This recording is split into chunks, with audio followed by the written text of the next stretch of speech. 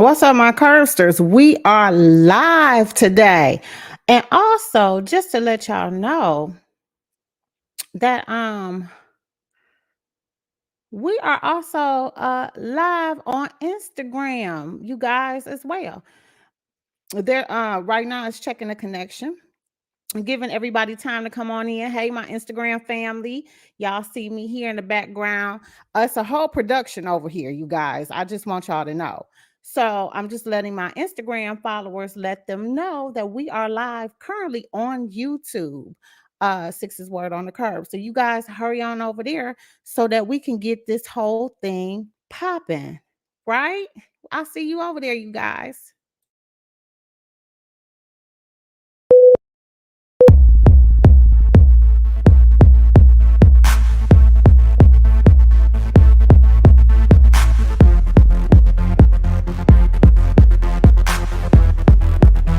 Mm-hmm.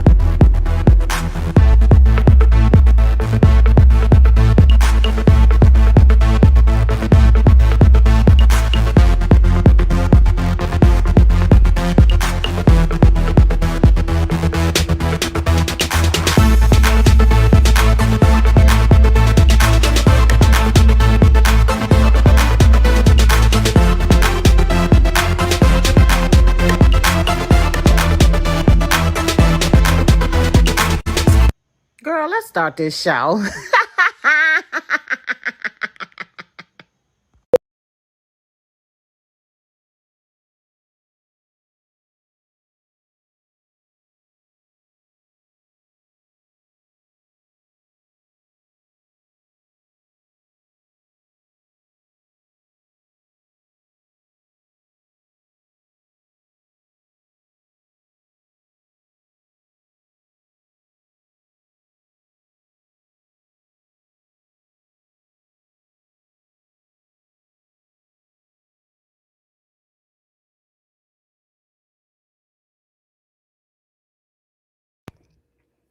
Oh my God, you guys, I've been over here talking. But just to let you know that I went live on Instagram today. Just trying to utilize the social media whole thing. You know, we normally don't go live on Instagram. Um, and I'm kind of like stuck in my ways about certain platforms that I use the most, you guys. So you just bear with me as we, trickle on down, trying to see what's going on. What's up, my curses? Let everybody know that we are live. Tell everybody on the Six's Word on the Curve Facebook group. Tag your favorite somebodies. Let them know we in here like swimwear. Okay.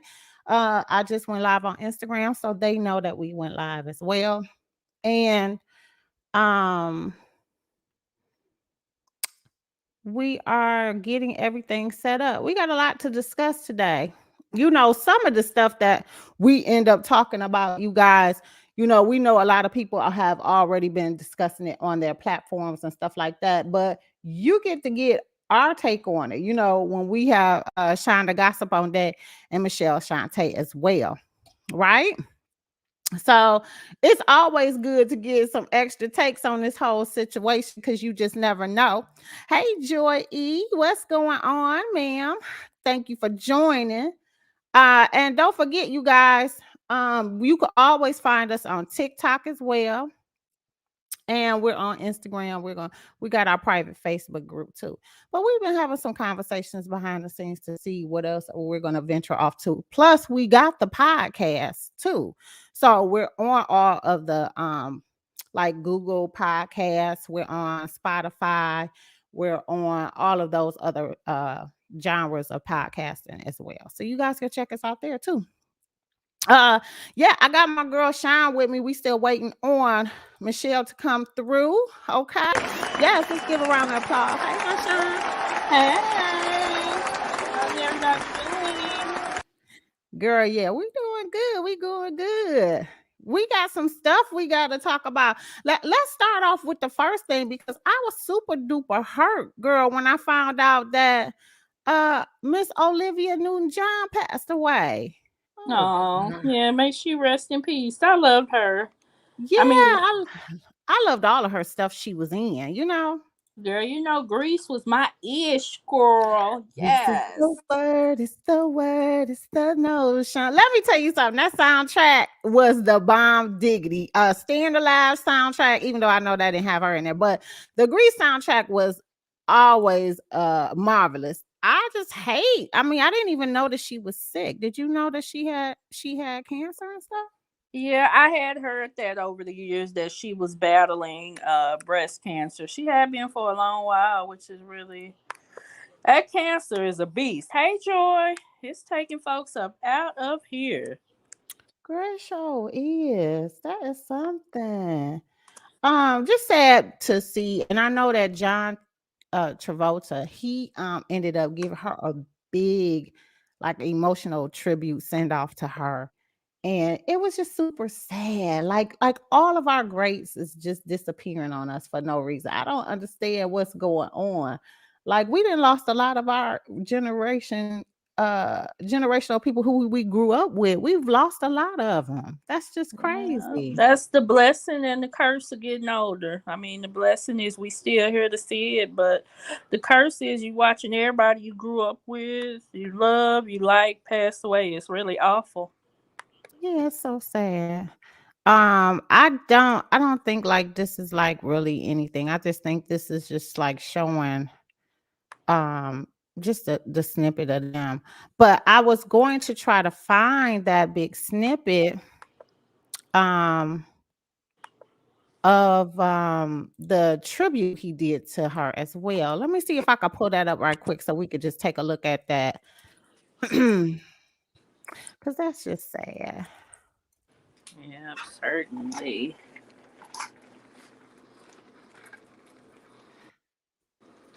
You know, he has lost a great deal as well. I didn't think about that. He lost his wife, John Travolta. He lost his wife a long time ago too. His Uh, son, n- his son, yeah, like right. he's been going through it. Yeah, I think that's I why just he pulled kind up of the then dropped off. like, yeah, he's really been going through a lot of stuff as well since he didn't had a lot of losses in his life. But let's take a look at this is from Esquire. This is his emotional sign off to Olivia Newton-John. You're Danny, you're John. This is what it says. Um, let's see if they read it to us. I don't know if they're gonna read it to us or what, but let's take a listen.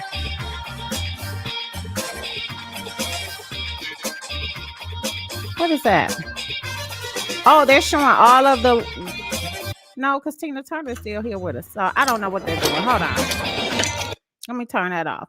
So anyway, they said on Monday, Olivia Newton-John, beloved actress for her iconic roles in movies like Grease and Zandu. Is that how you pronounce it? I think that's how it is. Xanadu. Xanadu. Okay, Yeah. Xanadu. As well as her successful music career died. She was 73 years old. The news was confirmed by her husband, John Easterling. Oh, okay. I didn't even know that was her name is so iconic. Like, I can't see her married name being that, but okay, who revealed that she passed away at home at her ranch in Southern California, surrounded by loved ones via a statement. Dame Olivia Newton-John passed away peacefully at her ranch in Southern California this morning, surrounded by family and friends. The statement reads, "We ask that everyone please respect the family's privacy during this very difficult time.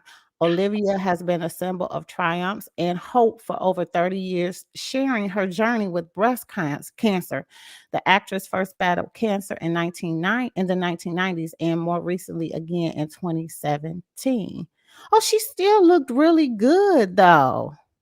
Yeah. That's something. So they go on to say that there was the usual flood of tributes following the shocking news, though John Travolta's pass in his honor felt especially charged.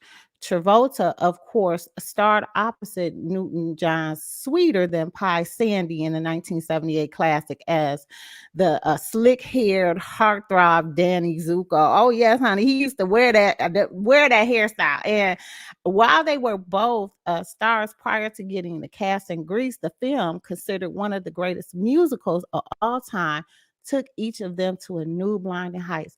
Girl, that was my jam. He said, Yes, I love I you. love the Will musical too. drop out.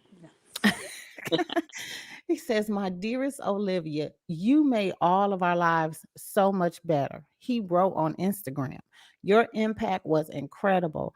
I love you so much. We will see you down the road and we will all be together again. Travolta signed off the tribute on a heartbreaking note. Yours from the first moment I saw you and forever. Your Danny, your John. Oh, that was so Oh, sweet. sweet. So freaking sweet. Oh, that's just so Mm-mm. I don't know. I'm just so baffled. Hey, Shantae, thanks for joining us. Hey, Shantae. What up, y'all? What Just up? covering this whole Olivia Newton-John passing away. Like that's so sad. We was just reading a little heart tribute from John Travolta. Oh, so you want to make everybody cry before you make them laugh? Got it. Yes. Right. You know what? I have some, I always tell people that I have a eclectic palette of music. You know what I'm saying? Like even though I was, in hip hop and, doing my stuff in hip hop as well, like I listen to a variety of different music genres. You know what I'm saying? Like my household, Except mumble rap. I guess I don't deal with mumble rap, but okay. My household, let me just tell you, and shout out to Mama Joe because I always say her side of the family is the one who contributed to the different genre of music because we had rhythm and blues in there. Pops loved blues. He loved, some jazz and stuff. He loved BB King, that was his favorite.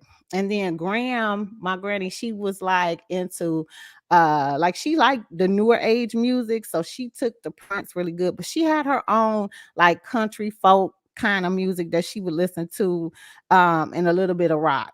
Then my aunties were into a bunch of different like rock and roll, and then they had R&B, of course. And then here I come in the newer genre of this hip hop music that came out, which Pops didn't like it at all. He was like, "What are y'all saying? Y'all ain't saying shit." That's how he would be. So So wait, you saying he thought your music was mumble rap? he thought my music was whack, not That's knowing crazy. that it would have took off because you got to remember when it was introduced to him. He was like, y'all not talking about nothing to him. This ain't no feel good type of music. But for him to still have seen so much of how hip hop evolved, like, you know what I'm saying? Like it was just crazy for him to kind of take that in and then they ran off with it. You know what I'm saying? Like hip hop is in everything now. It's in commercials, it's in skits. They have it on soap operas. Like everybody thought that this was going to be a phase. So for me to just have like a bunch of different genre of music, and like I loved anything that John Travolta put out, but the music of all times for me back in the day was that Staying Alive soundtrack. You know what I'm saying? That Staying Alive soundtrack, the movie, all of that by the Bee Gees. Bee Gees they like number one. It's like nothing off of that soundtrack was not a hit. Every song from the Bee Gees always been a hit. Girl, I'm over here telling my age. Get up out of here. What the hell? We is not gonna be sitting up here talking about my age and all of this music, but just super sad that we just lost another one. Let's see who else is in the building. I didn't give it no shout out to the Curbsters. Hell, everybody that's coming in. I see we got Joy on deck. Hey, Mama Joe is in the building. Excuse me. John can dance. They said John can dance. Yes, he is. He can dance his butt off. Who said John didn't have no moves though? I just wanted to know. Saturday Night Fever. Yes, you love the Bee Gees as well. Hot dog. That's right. They was the bomb. We got Sharon, aka Sharon, in the building, and Joy, Justine, Mama Joe, Danielle left YouTube under my stage name Joy E. I see that's who it was when I figured it out after that. I was like, who the hell is Joy E? Danielle over there trying to do ghost moves. Hey y'all, welcome to the doggone show. We got a lot to cover today. Olivia Newton-John was just one of the hot topics that I wanted to bring forth before we start getting into all the messiness. Y'all know mess is soon to follow. It ain't nothing that we don't discuss on here. It ain't nothing we can do about it either. All right, well, let's get into this next hot topic, you guys, which I'm kind of sad to see. And you know what? Shantae's gonna have her moment, and I understand. And trust, we're gonna highlight that. I don't know if you know we have Shantae's rant, but when she gets on a topic that she just was like, "What the fuck?" Y'all finna get it. Okay. Now we discussed. I'm over here waiting, like, wait, what Like, to talk about? Now we all said that we probably was not going to tune in to this Omarion documentary, honey. Oh, well. But let the record reflect. Okay, TM Michelle Shantae. Let the record reflect that we might have to tune into this hot mess because I done seen a few clippets of this stuff. And on top of that, Raz B say he don't appreciate y'all taking his traumatized self and pulling it out here for personal moments and gains for your documentary. Now, I know that we have talked about it and we showed a little clipping of it, okay? But this is not what you want, Raz B said. He's going to sit back and think about how he's going to come back and say something about this whole scenario. So let's take a And let me just say this. I did say what I they was posted watching. about this whole thing. Oh, you did say you was gonna watch it because I was like, I might have to tune into it. I really do think I saw the that drama in the trailer. You know that's my type of show. So I was like, oh yeah, I'll watch. You know, drama. You already know I'm checked out. I'm not a fan. First of all, Omarion can't sing. Okay. Well, he ain't That's gonna the be first singing thing. in there, Michelle. I understand that, but he's still a character, and I'm just not. I feel like with the history of everything we know about them and them speaking their truth, I am not going to be a patron. I'm not going to patronize somebody profiting off of exposing them any further with that type of embarrassment, and you know what I mean, them even coming out and talking about it, and for that to be part of like the show's, like I guess like a scene or whatever it may be, because I'm sure that's why everybody. Desperation.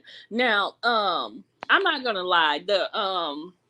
I saw the clip you about to play. You have to show that to the people because it's a little cringy. I don't think it's appropriate for them to be showing that without his permission. yeah, I was kind of, taken aback by it. So my thing is the clips and stuff that you were filming on tour, you didn't get permission from your bandmates to show this? I mean, and they probably would have told your ass no off the rip because y'all ain't cool like that. Well, he didn't get paid for it either. They didn't pay. Raz B, like Raz B didn't get paid for it? coin either. Child, what is going on? What you mean what's going wrong? Okay, well, let's take a listen and see what's going on because Hollywood Unlocked said that the B2K member Raz B is speaking out after catching wind of his bandmate Omarion's new docuseries, Omega, The Gift and the Curse. A few days ago, Omarion shared a teaser clip from his upcoming doc and addressed a moment where fellow B2K member J Boog taunted Raz about his past during the Millennium Tour. In this caption, Omarion talked about mental health and how the truth always comes out. Taken to his own Instagram account on Saturday, August 20th, Raz shared a promo flyer of Omarion's doc. He captured the picture, "I'm disgusted by these actions. Soon as the Lord, okay, gives me the words, I will be speaking on this." Shaking my head. Lord, why would they exploit my personal moments? This is traumatizing. And he said, let's send Raz some love and keep him in prayer. All right, let's take a look and see what this clip is all about, honey. Because this was crazy. I thought, is they gonna show the clip? Child, let me see. And let me tell you something about this clip. J Bug, if he did that on purpose, he's evil. Now go ahead, you play the, Yeah, and then we'll go back and read some of what they were saying too. Okay. Because that's crazy. Here we go. They're agitated or they're moving around, and he wasn't focused, and he was saying things, and I was just like, yo, was good. We find out that what triggered him, what agitated him, was that Boog wore a t-shirt that said, "I don't feel safe." That was clearly a reference to what Raz had said in New York. Raz B is officially off the tour.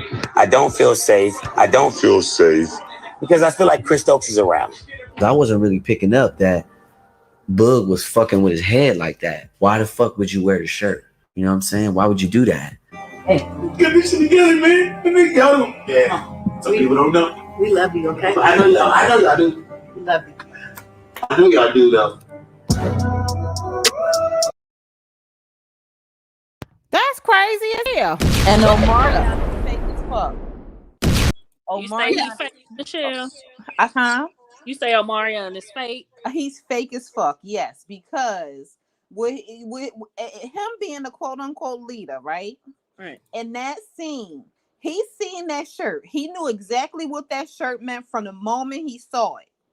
They on tour doing whatever they doing. That should have been corrected. And he should have been checked by everybody around. Everybody who's responsible for anything.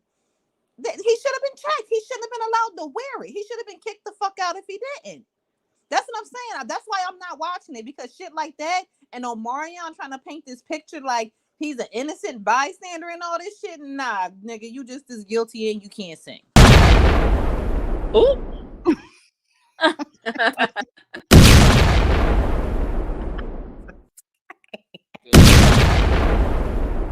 Shots fired. Listen, I'm serious, because people are going through so much stuff and have so much trauma that they're trying to get through. We already know all of y'all is fucked up. Every last one of y'all. You proved to us your fucked upness when you battled Mario.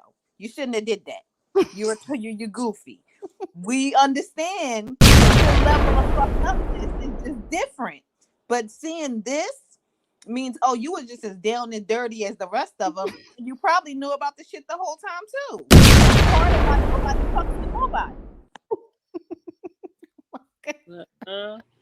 Yeah, I mean, I agree, Michelle. It's evil to do that boy like that. You know he's traumatized. I can't. I'm sorry. I have to laugh at this whole situation because all they keep doing is just making money off of each other capping and telling stories on each other. But all of them is doing it. Every last one. But I think the only one that's actually making money is Omarion, who can't sing. Well, now hold on, because I also believe that the members of B2K just recently went on Drink Champs. Am I right? Didn't they just recently go? Because let me tell y'all something about how this all things work. When you go on Drink Champs, you going on there to tell about, past stories and be asked questions and stuff. But this also regenerates and rejuvenates your brand, your career and stuff as well. So what my thing is this: if you don't want anybody to sit up here and have their moment talking about whatever you were going through, don't go on other platforms talking about it. Now, my thing is this: we always say on the curb, if you got something to say, get at me. You know what I'm saying? Like you have done, from what I see, he's done his due diligence of tagging them. But my thing is, at some point, they're all going to be making money off of whatever comes from this.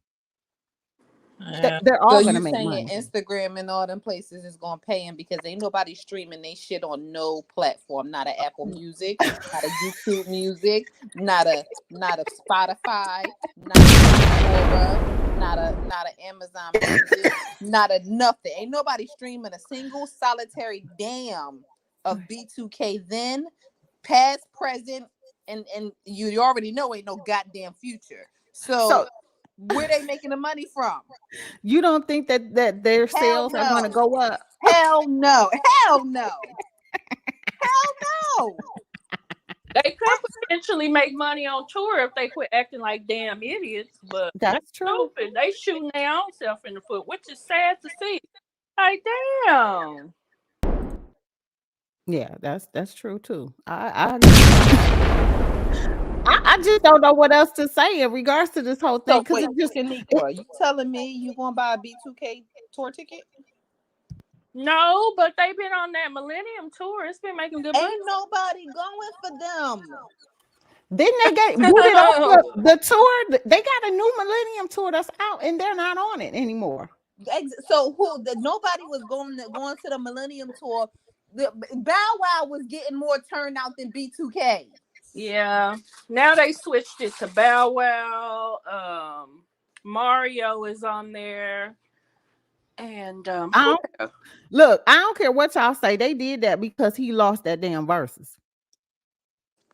Okay, so they're still not making no fucking money. But I'm just saying, this is still going to bring light on their brand and stuff. You keep speaking and talking about them, and they showing up on stuff like Drink Champs. And shit. but they don't have a brand. That's the thing.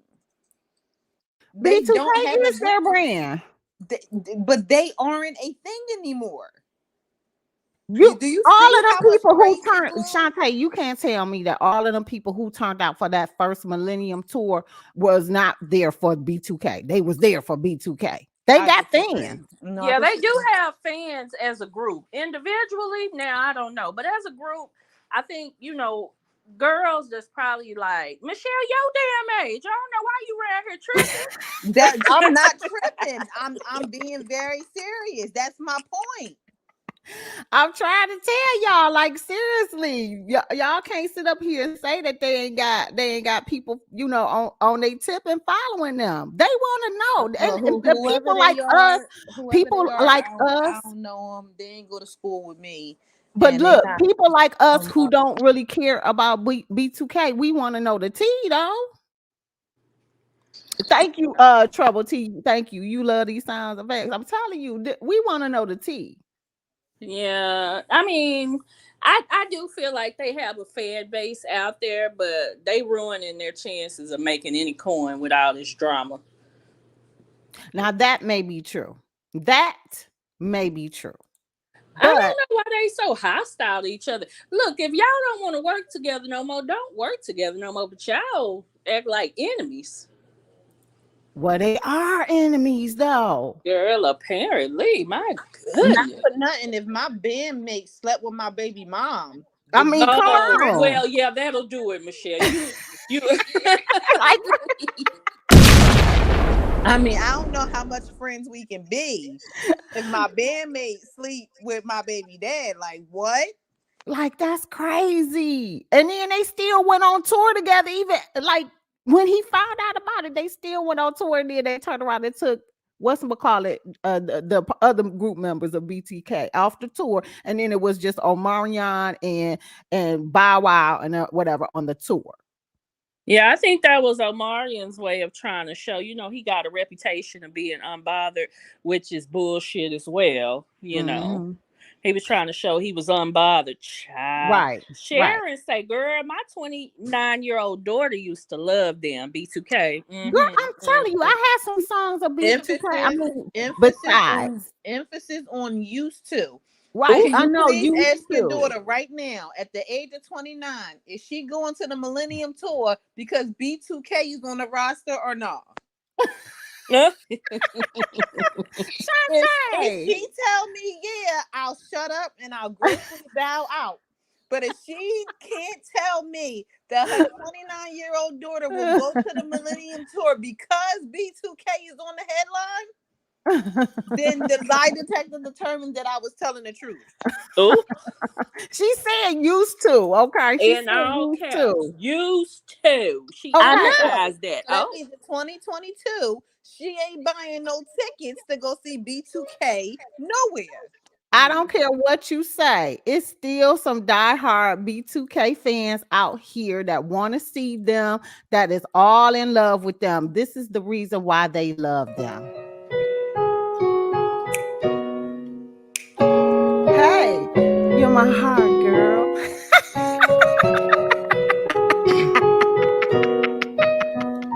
You're still here. I don't care what you say, they gonna live through whatever. Okay, they got hits. Okay. I don't care. This foolery and fuckery, I'm all in for it. I don't care what nobody say. Look, she said, "Nah, Michelle, she just got back from Vegas seeing Usher." Okay, but Usher is still bomb. Usher's lit. He lit. But if Usher was on the Millennium Tour, I would go. Oh shit, I'll go to that now. Don't get me wrong. Girl, if he was on a tour, it definitely wouldn't be no Millennium, honey. Well, listen, every tour Usher do is going to be good, right? Because other people can just do it. So Usher has a fan base. This shit right here, no ma'am, no ham, no turkey.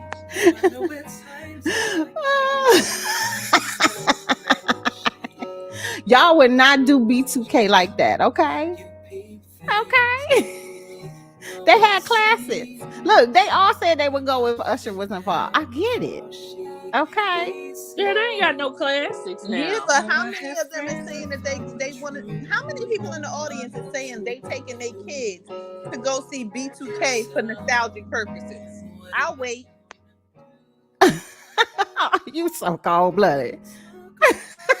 It's some people out here that find, look, if New Edition can find new people, so can B2K. New Edition got fucking classics. B2K don't. I'm not trying to compare. I'm not sing. trying to compare New Edition to no B2K. So let me stress that. Okay. But what I am saying is they had classics enough to carry them through all of these years and be on tours, and people were showing up for them. Am I right or wrong? Yeah. I agree with you, Sixx. I do think B2K has a big fan base out there. I don't think it's going nowhere. I don't care how many damn fans they got, because they too stupid to get out there and make that money. I always said if I was going to be part of a singing group and we blew up, I ain't got to go solo. I ain't got to do nothing. You can put me in the background. As long as my check is ran, I don't give a damn what y'all do. Run me my coin. That's what I want. Run her coins. You heard me. I be in the background. I'm a background singer. What Tamar say? A doo-wop, bop, bop girl. Yeah. A doo-wop, bop, bop. Right. Doo-wopping right to the bank. That's it. Lord have mercy. That's crazy. People egos be getting too out of control for no damn reason. All of them, all the members of B2K, from what I can see, have huge egos for no damn reason, because none of them can't sing worth shit. That's true. Now that's true. That's true. And you're right. You're right. There is no comparison to a New Edition and B2K, you guys. It's no comparison. Okay. Y'all know Trouble T, aka Roland Bella, is in the building. You know, she an E for lifer, okay, as I am, and Jermain is too. So we already know there's no comparison. So let's not even have that conversation. It was just, you know. It ain't no conversation to have there. So. It ain't no conversation. We good. We is so good. You heard me. We is so good.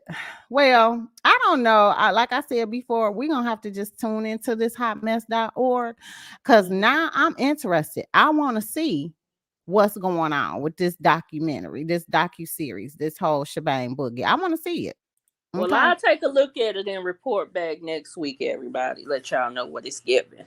Yeah, because we need to get the tea on that for real though. Shanika, I want the record to reflect. I wouldn't care if you forgot.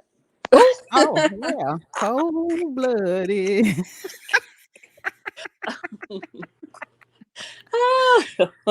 But you know what? I had the next thing all queued up, but I think since we already kind of hit on this whole scenario, we should just skip straight to this whole situation here. Now, let me move all of this out of the way. Give me 2.5 seconds because I want to bring this up, you guys, since we already then touched on it. So, when Sean said, what about them being a background dancer? Tamar said a doo-wop, bop, bop, shebang, bang, boogie. Right. Oh God. Let's just get into it because your girl got a new boo. Oh, well. Okay. Your girl got a new boo. And a lot of people, especially your boy, who I think is hilarious that he even came out and commented on it, but he came out and said something too in regards to this little Duval did. So let's take a look at her new boo, and then let's also read what Lil Duval said as well, because baby I cannot. So I guess it was her new boo's birthday party, and they had a party for him, and from the word on the curb is, according to Hollywood Unlocked, that Tamar is allegedly engaged as well. Here we go. But it ain't no problem because a nigga really got it. Fat boy, rich nigga with that. Okay, so I don't want to get no copyright strike with the music. Come on, man. We winning over here. But he said he Winning. winning. He winning.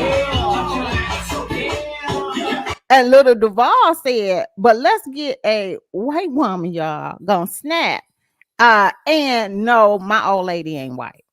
But now they're talking about, because he's not a black person. What's going on with that? What and why? And I also want to show you guys some other pictures of him because I want y'all to get the gist of this whole ensemble that she has came across to. And my thing is, why does every time that she gets in a relationship, she gets engaged? What in the hell is going on with Tamar? So She is giving me the vibes of this Facebook girl whose name I'm not going to mention. They did set her ass down somewhere in Hill. Okay. And she just need to do it. I'm saying this because I don't give a fuck who you date. I'm a black power, black love type of person. However, at the end of the day, that's for me and my life, right? But everybody else, you do what you want to do. But Tamar gives me the vibes of sit your ass down somewhere and fucking Hill. Yeah, people do admit this gotta be man, can't be single. But as far as Little Duval goes, I don't think people speak out every time we see a black man with a white woman because we don't give a shit. People were commenting. He mentioned Jamie Foxx because people were saying that they saw him on a date with a white woman. People mentioned Jamie Foxx because we only see him dating white women. Not to mention Jamie Foxx. Didn't Jamie Foxx recently say something to the effect of by the time he get married, he want to be in the wheelchair on his way out? Yep. So nobody gives a damn who Jamie Foxx is. Yeah, nobody cares. But when he came out, people did comment. But I think people side eye you when that's the only thing you date. But nobody gives a shit either way. If you only date them or you don't date them, who cares? Right. I agree. This dude here. I think the problem is when that's what you decide to date and you have to down the other race to explain why you're dating who you're dating. Yeah, you got it. And I haven't seen Jamie Foxx do that. I ain't seen Tamar do that. Nobody cares. But girl, let me tell you something about him. This dude here up on the screen. Child. I've been reading, girl. They got a lot of tea on him on Gossip of the City. Now, those are rumors, so you ain't heard it from me, but girl, the rumor is he got 4 baby mamas. He refers to himself as white chocolate. Oh, you sound like appropriation at its finest. Like, what the hell? Oh God! I was like, oh, okay, white chocolate. White chocolate. I mean, they basically were painting him as someone who fetishizes black women. He's kind of obsessed by them. That's what they were saying. Are his baby moms black? I think so. Oh shit. Michelle say out here. Hell. I mean, they were definitely dragging him. You know, she said she had more tea, but you had to pay to get it, and we don't do that over here. We ain't paying for no tea now. Ain't nobody paying for no Listen, damn I stand tea. on what I said. She reminds me of a Facebook person whose name I won't mention, and she need to sit in a hill. Tamar, sit down and fucking hill, girl. You had a rough last couple years, okay? Sit your ass down. Go play your makeup or take yourself to Cancun or some shit. Well, a lot of people have that philosophy, such as our 6'4", that the way to get over someone is to get under someone. Yeah, but Yeah, that but don't Sixx mean keeps doing every time you get up under somebody, that don't mean be engaged and get married. Right, that's what I'm saying. Sixx has that philosophy because Sixx is confident in who Sixx is. And I agree with that. If you are okay with you and you not just, you know what I mean, jumping from here to here just so the bed don't get cold. Oh, what? But like what the fuck? Right. Yeah, that's crazy. Sharon, aka Sharon, says that date who you want. I love milk and dark chocolate, and I will not talk bad about someone dating vanilla or white chocolate. Okay. Exactly. Yeah. And we don't be caring. I don't know why No. they be putting so much emphasis on that we really be caring. Like Nobody cares. They go by the comments they see on social media. People on social media just talk shit to be doing something. They don't even be caring. And and That's again, why I those, think we're gonna be if I half. ain't checking for you, I don't want you. You know Yes, what I'm right. saying? and I think I speak for all of the black delegation where they be like, we genuinely don't give a fuck. The only time we got something to say is if when you got to talk bad about us to Right. justify what you doing. Other than that, we don't give a fuck. Right. We don't. We Right. don't care.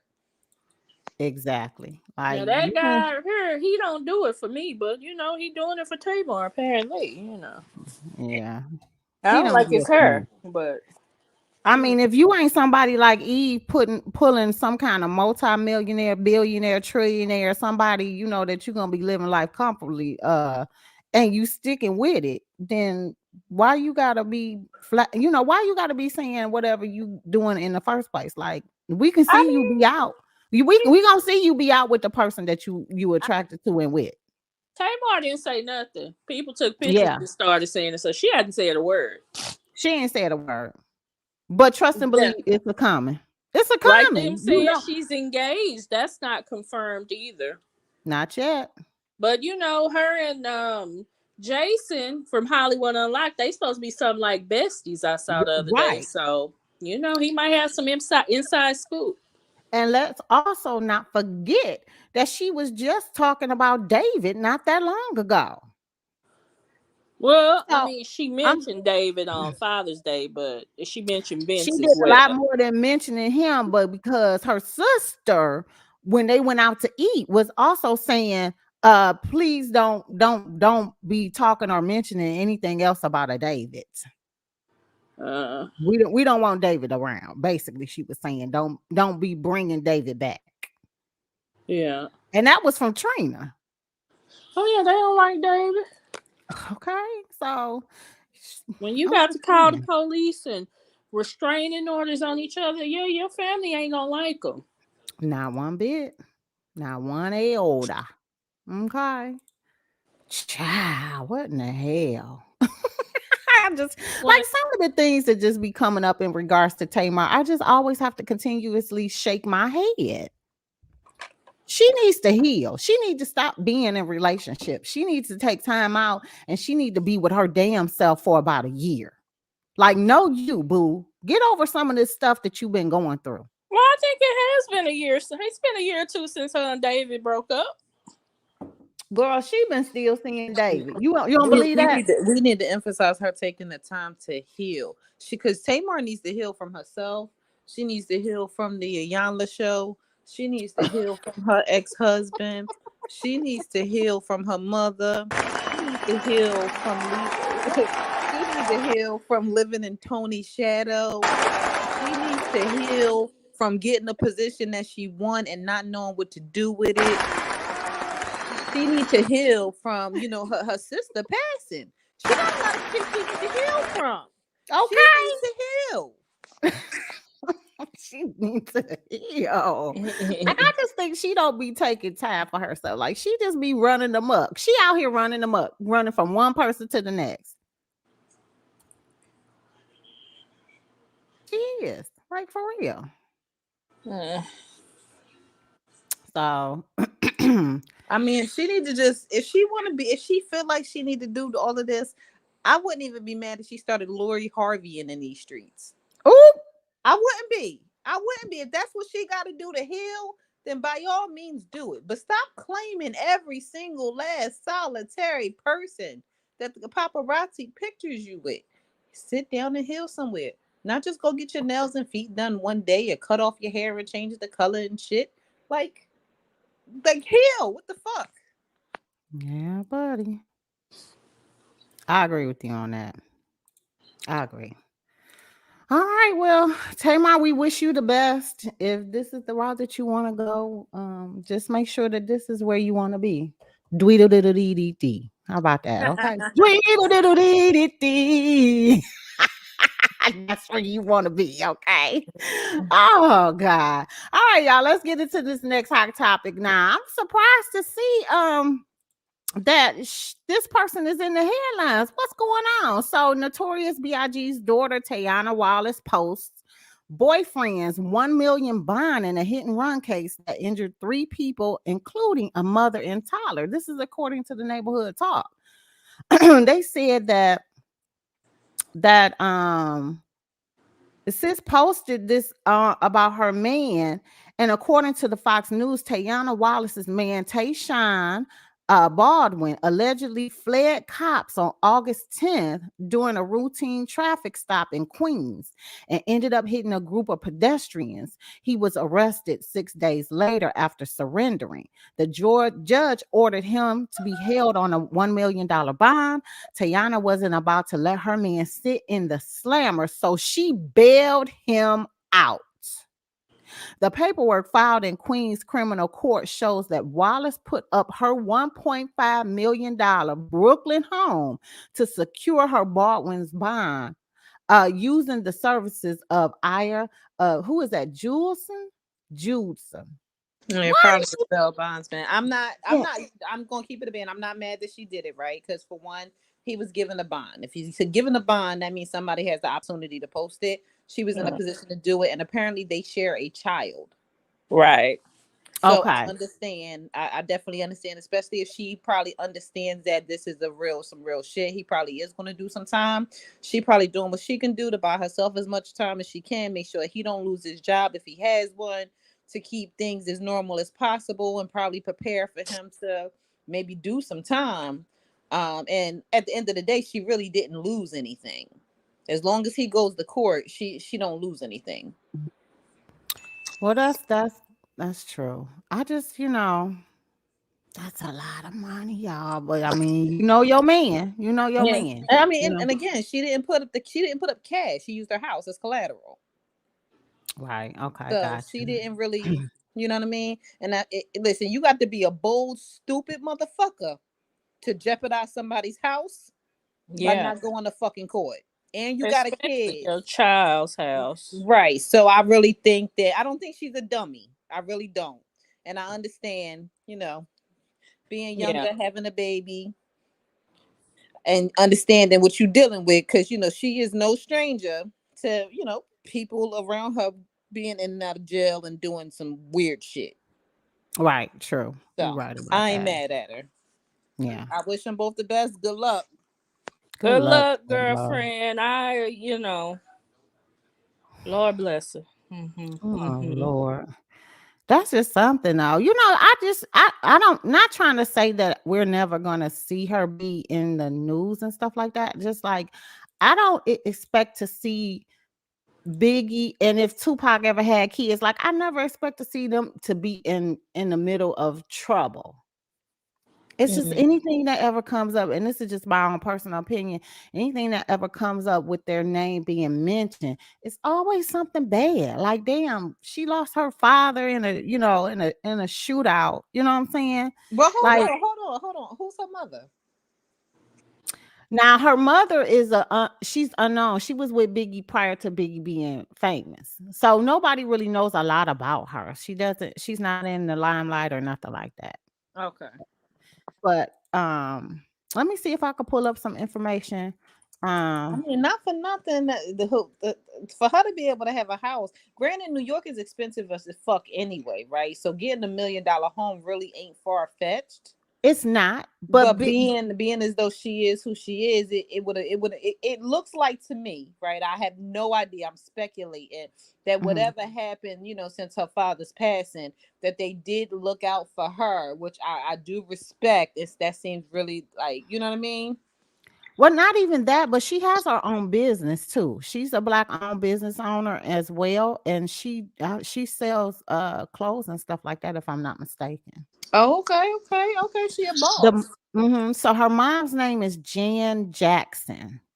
And like I said, it's not too much information about her.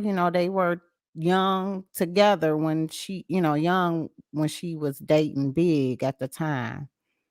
And so it's not too much information that I see that's out here about her, but it just says here, he dated her from his neighborhood in Brooklyn when they were in high school. They dated on and off for years afterwards. And at the outset of his career, she became pregnant with their daughter, Tayana Wallace. That's it. They said Jackson has kept a low profile throughout the years and only spoken publicly a handful of times. In a 2004 interview with Double XL magazine, Jackson opened up about dating and having a child with the greatest rapper to ever live. This is her quote. He brought out the best in me. I knew that anything I wanted to accomplish, he would back me up on it. She says, honestly, I missed that. He was my fall guy. I knew if anything in my life was going wrong, he would do anything to make it right. I would call and he would do everything he could to be there on the spot and make it right for her. Oh, that's sweet. I believe that. That's something that sounds very similar to what Notorious K.I.M. said too. Oh yeah. Yeah. So, I don't know. Like I said, I always just be feeling some kind of way when they are in the news about bad stuff. Ugh. Yeah, but it's not really her. She It's didn't not do her, it. but it Right. does affect her. It does affect her. And you guys said that they got a kid together and stuff too. And Yeah. my thing is homeboy, why you fled? Why you risk fleeing and kill people? Now and to be honest with you, this don't look promising. Wait, he killed him or he injured No, him? I don't think they died. I'm about to say, okay. They didn't die? Yeah, I I'm about thought to he say, said they were injured. Like it was a hit and run, but nobody was killed. nobody was killed. Okay, hold on. He was arrested 6 days after surrendering. That's what I said. Let off So bail. it sounds like something like a negligent Okay, vehicle yeah. assault or some shit, or however they word it. Yeah. Okay, yeah. It doesn't say anybody was killed, but they were doing a routine traffic stop in Queens and ended up hitting a group of pedestrians. That's all it says, and that he was arrested 6 days later. So What the hell, sir? Why would you do some stupid ass shit like that? yeah, that's crazy. That's crazy. All right. Well, let's get into this next hot topic because this is going to take up some time as well because it's a double whammy with these two people. We're first going to get into we're going to talk about this Jermain Dupri situation here because I was, I didn't know what was going on with this. So they said, I'm talking about the Shade Room, posted saying that Jermain Dupri had words for producer self-service after he accused Jermain, among a few others, including Irv Gotti and Diddy, of stealing beats in the 90s. Jermain made it clear that he makes his own beats and writes his own music. Now let's take a listen, honey, because we already know that allegedly Diddy has he has a sterilization problem. I'm just saying, don't come for me. I'm just saying the word on the curb. Y'all want to know the tea? This is the tea, okay? Here we go. Let's take a listen to what he ended up saying. Rocco just sent me this video of this producer named Self-Service, I guess that's his name. And he was saying that Irv Gotti took credit for Get At Me Dog beat. Is that the beat? Because I didn't even think. I thought Grease did that. I thought Grease did it. Okay, whatever. I don't know these DMX records. But he said in the 90s that it was a going thing for producers with a name to take beats, right? And he named Irv Gotti, he named Puff Daddy, and he was about to say D and Y, and I guess he thought about how they was gonna beat his, so he didn't say their name. But he didn't say my name. So get the out of here with that shit, right? And Brian was just telling me, so we in the studio. Rocco just sent me this. Okay, so it's looping. Let's go to the next one. You saying Irv was taking credit for your beats? Took credit for the What's My Name record. His name, he didn't do nothing on that beat. That's what I was going to say. All your beats you did with your hands. With my hands. See, a lot of producers, they'll take a beat, put a whistle in it, give him 400. Now it's his. But look, let me tell you, the going thing back then was Puff did it. Irv did it. Keep going. I think DNY. No, not DNY. No. Puff, Irv, Jermain Dupri, Sir, that had them names, and everybody thought they was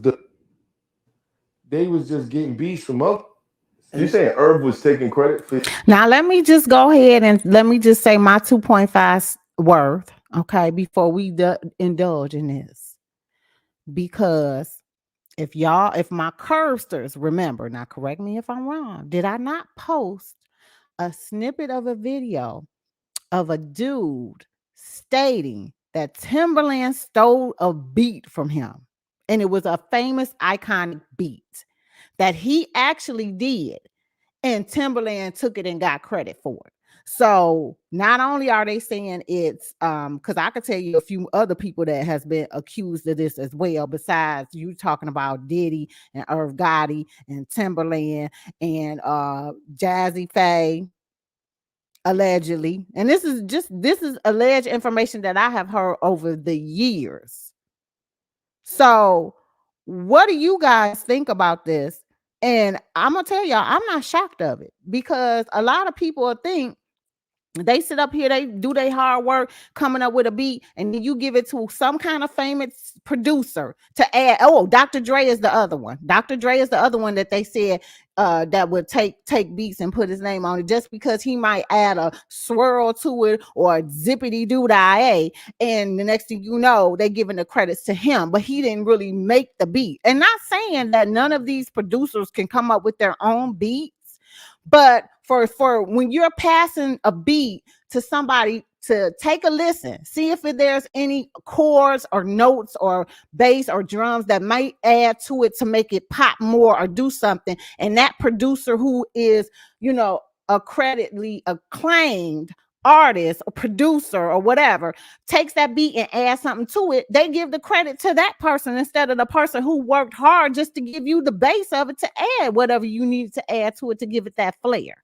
So I don't not believe this. Let me just say this. I believe that's what they do, because a lot of them have done it in the studio. I've seen it. I've been around it. So my thing is, this is not new to me. And I've heard too much incidents about this have been occurring. What do you think? What do y'all think? Shine? Oh, I agree. I mean, I know it definitely does happen. And it don't surprise me at all. The music industry is really dirty, so that just doesn't surprise me. I believe it. I mean, but the thing about it is when you say something like that, you have to have proof to back it up. You can't just go spouting out you shit. You took the words right out my mouth, because when Sixx posted that clip on the curb with that other guy, he was able to tell you exactly what part of the song he contributed to on that beat. He's like, yeah, this part of the song, that's me. You gotta have receipts, like, to make accusations like that. Yeah, you took the words right out of my mouth, though, Shaniqua. My thing is this, you guys, how, like, besides you actually having the original version, that's all you have. If you're going to try to take somebody to court, now remind you, Jay-Z and Timberland have been to court a couple of times about a beat sterilization. If you don't believe me, Google it. You could see them coming out of the courthouse when they won the verdict. So my thing is this. If I'm making a beat, all I have is the original of what I did to it. I don't have anything else. All I can say is I made this original beat. I gave this beat to so-and-so on this date, and they got the credit for it. I didn't.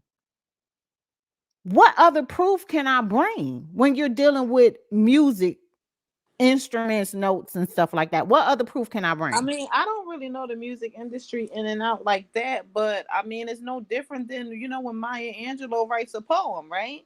I know back in the day they had that trick where like you would write something, you would date it, you would mail it to yourself and never open the envelope.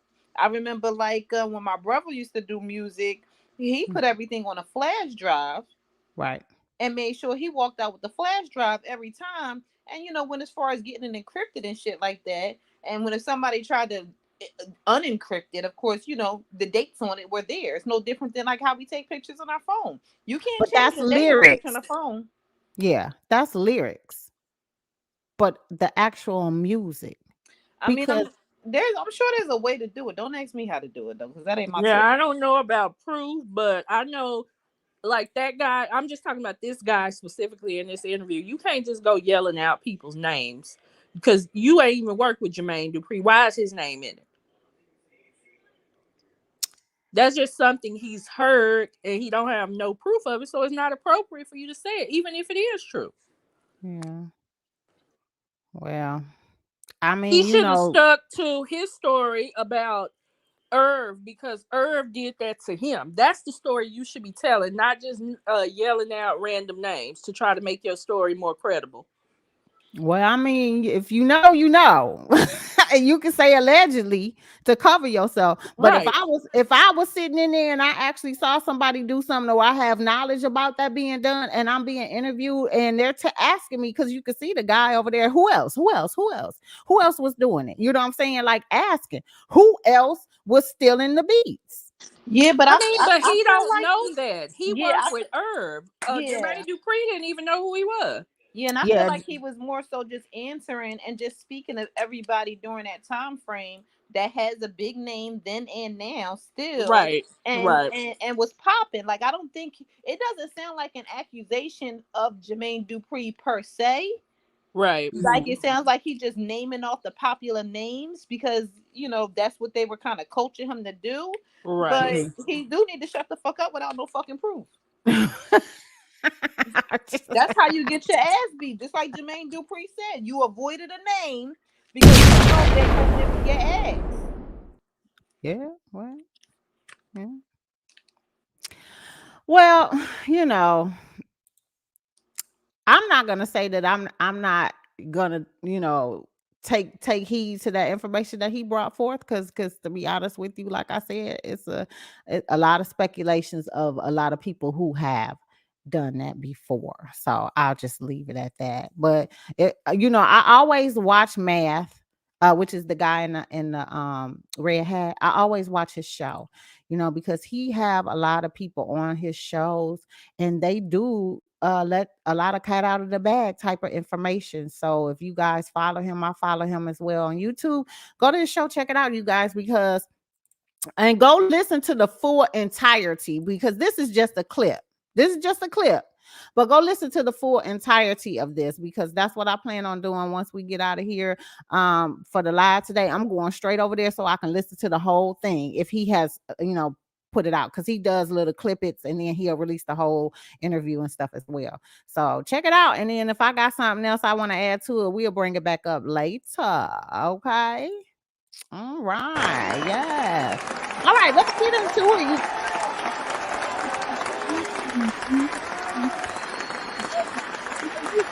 Coming in right on time, because we're gonna be talking about your boyfriend soon, so you might want to stay tuned to that. But let's carry on over to the next Diddy and Jermain Dupri situation, so we can get on over into this, because they have been on these Instagrams talking about who got all the hits and who gonna win in a versus battle and da da da da da. So I want to know, according to lovebscott.com, they said Diddy and Jermain Dupri agreed to a hit for hit battle in Atlanta. So apparently this is about to go down. Now, if this go down, I'm all for it because they got some hits. Okay, we can't deny that. This will be I definitely want to iconic. see. Yeah, that's a good one. Yes. This will be iconic, you guys. So the idea of the versus battle between Jermain Dupri and Diddy has been floating around for some time, beginning with the Fat Joe posing the question to Dupri during an Instagram live session in 2020. Since then, both sides have been engaging in friendly fire with fellow peers like T.I., Usher, Snoop Dogg giving their individual takes on the situation. And in this week, the two hip hop both came together and finally agreed for a versus battle to take place. They're going to do it in Atlanta. So I am like ecstatic because let's just name some of the people. Now, let me just tell y'all this. I'm going to have a problem. And I want y'all to listen real good. I'm going to have a problem if Diddy play any freaking Mace song and don't acknowledge it, or if he removes any Mace song, I'm gonna have a problem. Wait, because you cannot have. So wait, did you just say that you're gonna have a problem if he plays one and if he removes one? He doesn't address it. If he don't play it, I'm gonna have a problem. Oh. That's what I mean. If he do not play any of them hot ass tracks with Mace on it, because when he got his award on the BET thing, he didn't play no goddamn Mace song. They did More Money, More Problem. Ain't Mace on there, but he got his son to take his place. But he did. Exactly. But that's what I'm saying. Don't do no hocus pocus bullshit like that on this versus. Don't do it. I mean, him and Mace ain't on good terms. Yeah, but I can't deny that he doesn't have a whole bunch of hits that he even wrote for Diddy, and that them hits made Diddy bomb. You know what I'm saying? He got a bunch of them songs. Mm-hmm. And he got 20 hits, but he cannot have 20 hits without the Mace songs. Flat out. That's how I feel. You cannot have them 20 hits if you don't include Mace. He'll include. I mean, he's gonna include the songs. I ain't gonna say he's gonna include Mace, but he'll include. I didn't say he had to include Mace, because bitch, if I don't fuck with you, you're not gonna be up on my platform, okay? But bitch, you did make some hits for me, and I'm still gonna acknowledge those hits, okay? That's what I'm saying. Don't sit up here and try to finagle out of showing light on them fucking hits that he did because you got beef with him. I see what you're saying. Yeah. I'm not tolerating it. So if they're gonna get this stuff together, they got, like they were saying in this article, they got 112, they got Mace, they got French Montana, Machine Gun Kelly, Notorious Big. He got stuff he did for for other artists as well, like Mary J. Blige and stuff like that. And then you got Jermain Dupri with Bow Wow, Chris Cross. He got The Brat, got Escape, Jagged Edge. Like, we want to see all of that. So they took a poll and they said who was going to win this battle. And so far, Jermain is coming out on top at 45% to Diddy's 39.5%. And then the rest of them don't really know who's going to win. Let's take a listen to see what them two was talking about on this Instagram live, because I'm here for that too. JD, if you want that smoke, you can get that smoke anytime. Hey, relax. Relax. Because come with them. Bow Wow, you can go with too. Hey, check this out. I look forward to this. We saying since we ain't fucking with verses no more, because they fucking around with our boys. Yeah. You know what I'm saying? We don't need to be going together against each other. Let's come together and do that Bad Boy So Def in Atlanta at that time, baby. It ain't no verses. It's just hit for hit. You know what I'm saying? Let's do it. About time. So there you have it. Y'all know what's been going on. Let me break it down too, because y'all might not even know that there is a beeferization between Timberland and Alicia Keys' husband. What's his name? I forgot his name. Swizz Beatz. They sold verses to Triller, and Triller ain't been making them payments. So they taking their asses to court. So this is what he's referring to when he said we don't really need no, verses to do this, and they ain't doing what they supposed to do to our boys. So they're gonna do it on their own. They're gonna give us their own rendition and of a hit from hit, which is a fucking verses. I don't care what you say. Yeah, they It's a just battle. use that name, but I'm definitely looking forward to seeing it. I'm excited. Yes. I am very excited about this. This is going to be the all-time thing of what we've been asking for. We've been asking for a hot-ass producer battle, right? Right. Mm-hmm. So, definitely. What do you think, Shantae? Is this going to be a hot one for you? Yeah. Yeah? Yeah. Okay. So I'm here for it for sure. Yes, I can't wait. I can't wait. All right, you guys. Let's get into the next one, y'all. Child. If you don't know now, you'll never know. But they are.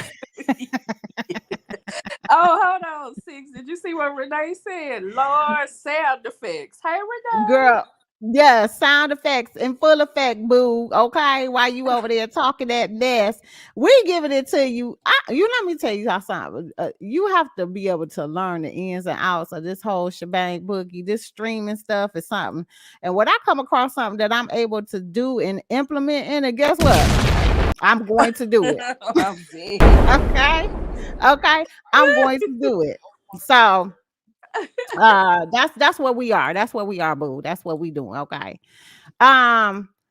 Let's see. Okay, so look, let's give a round of applause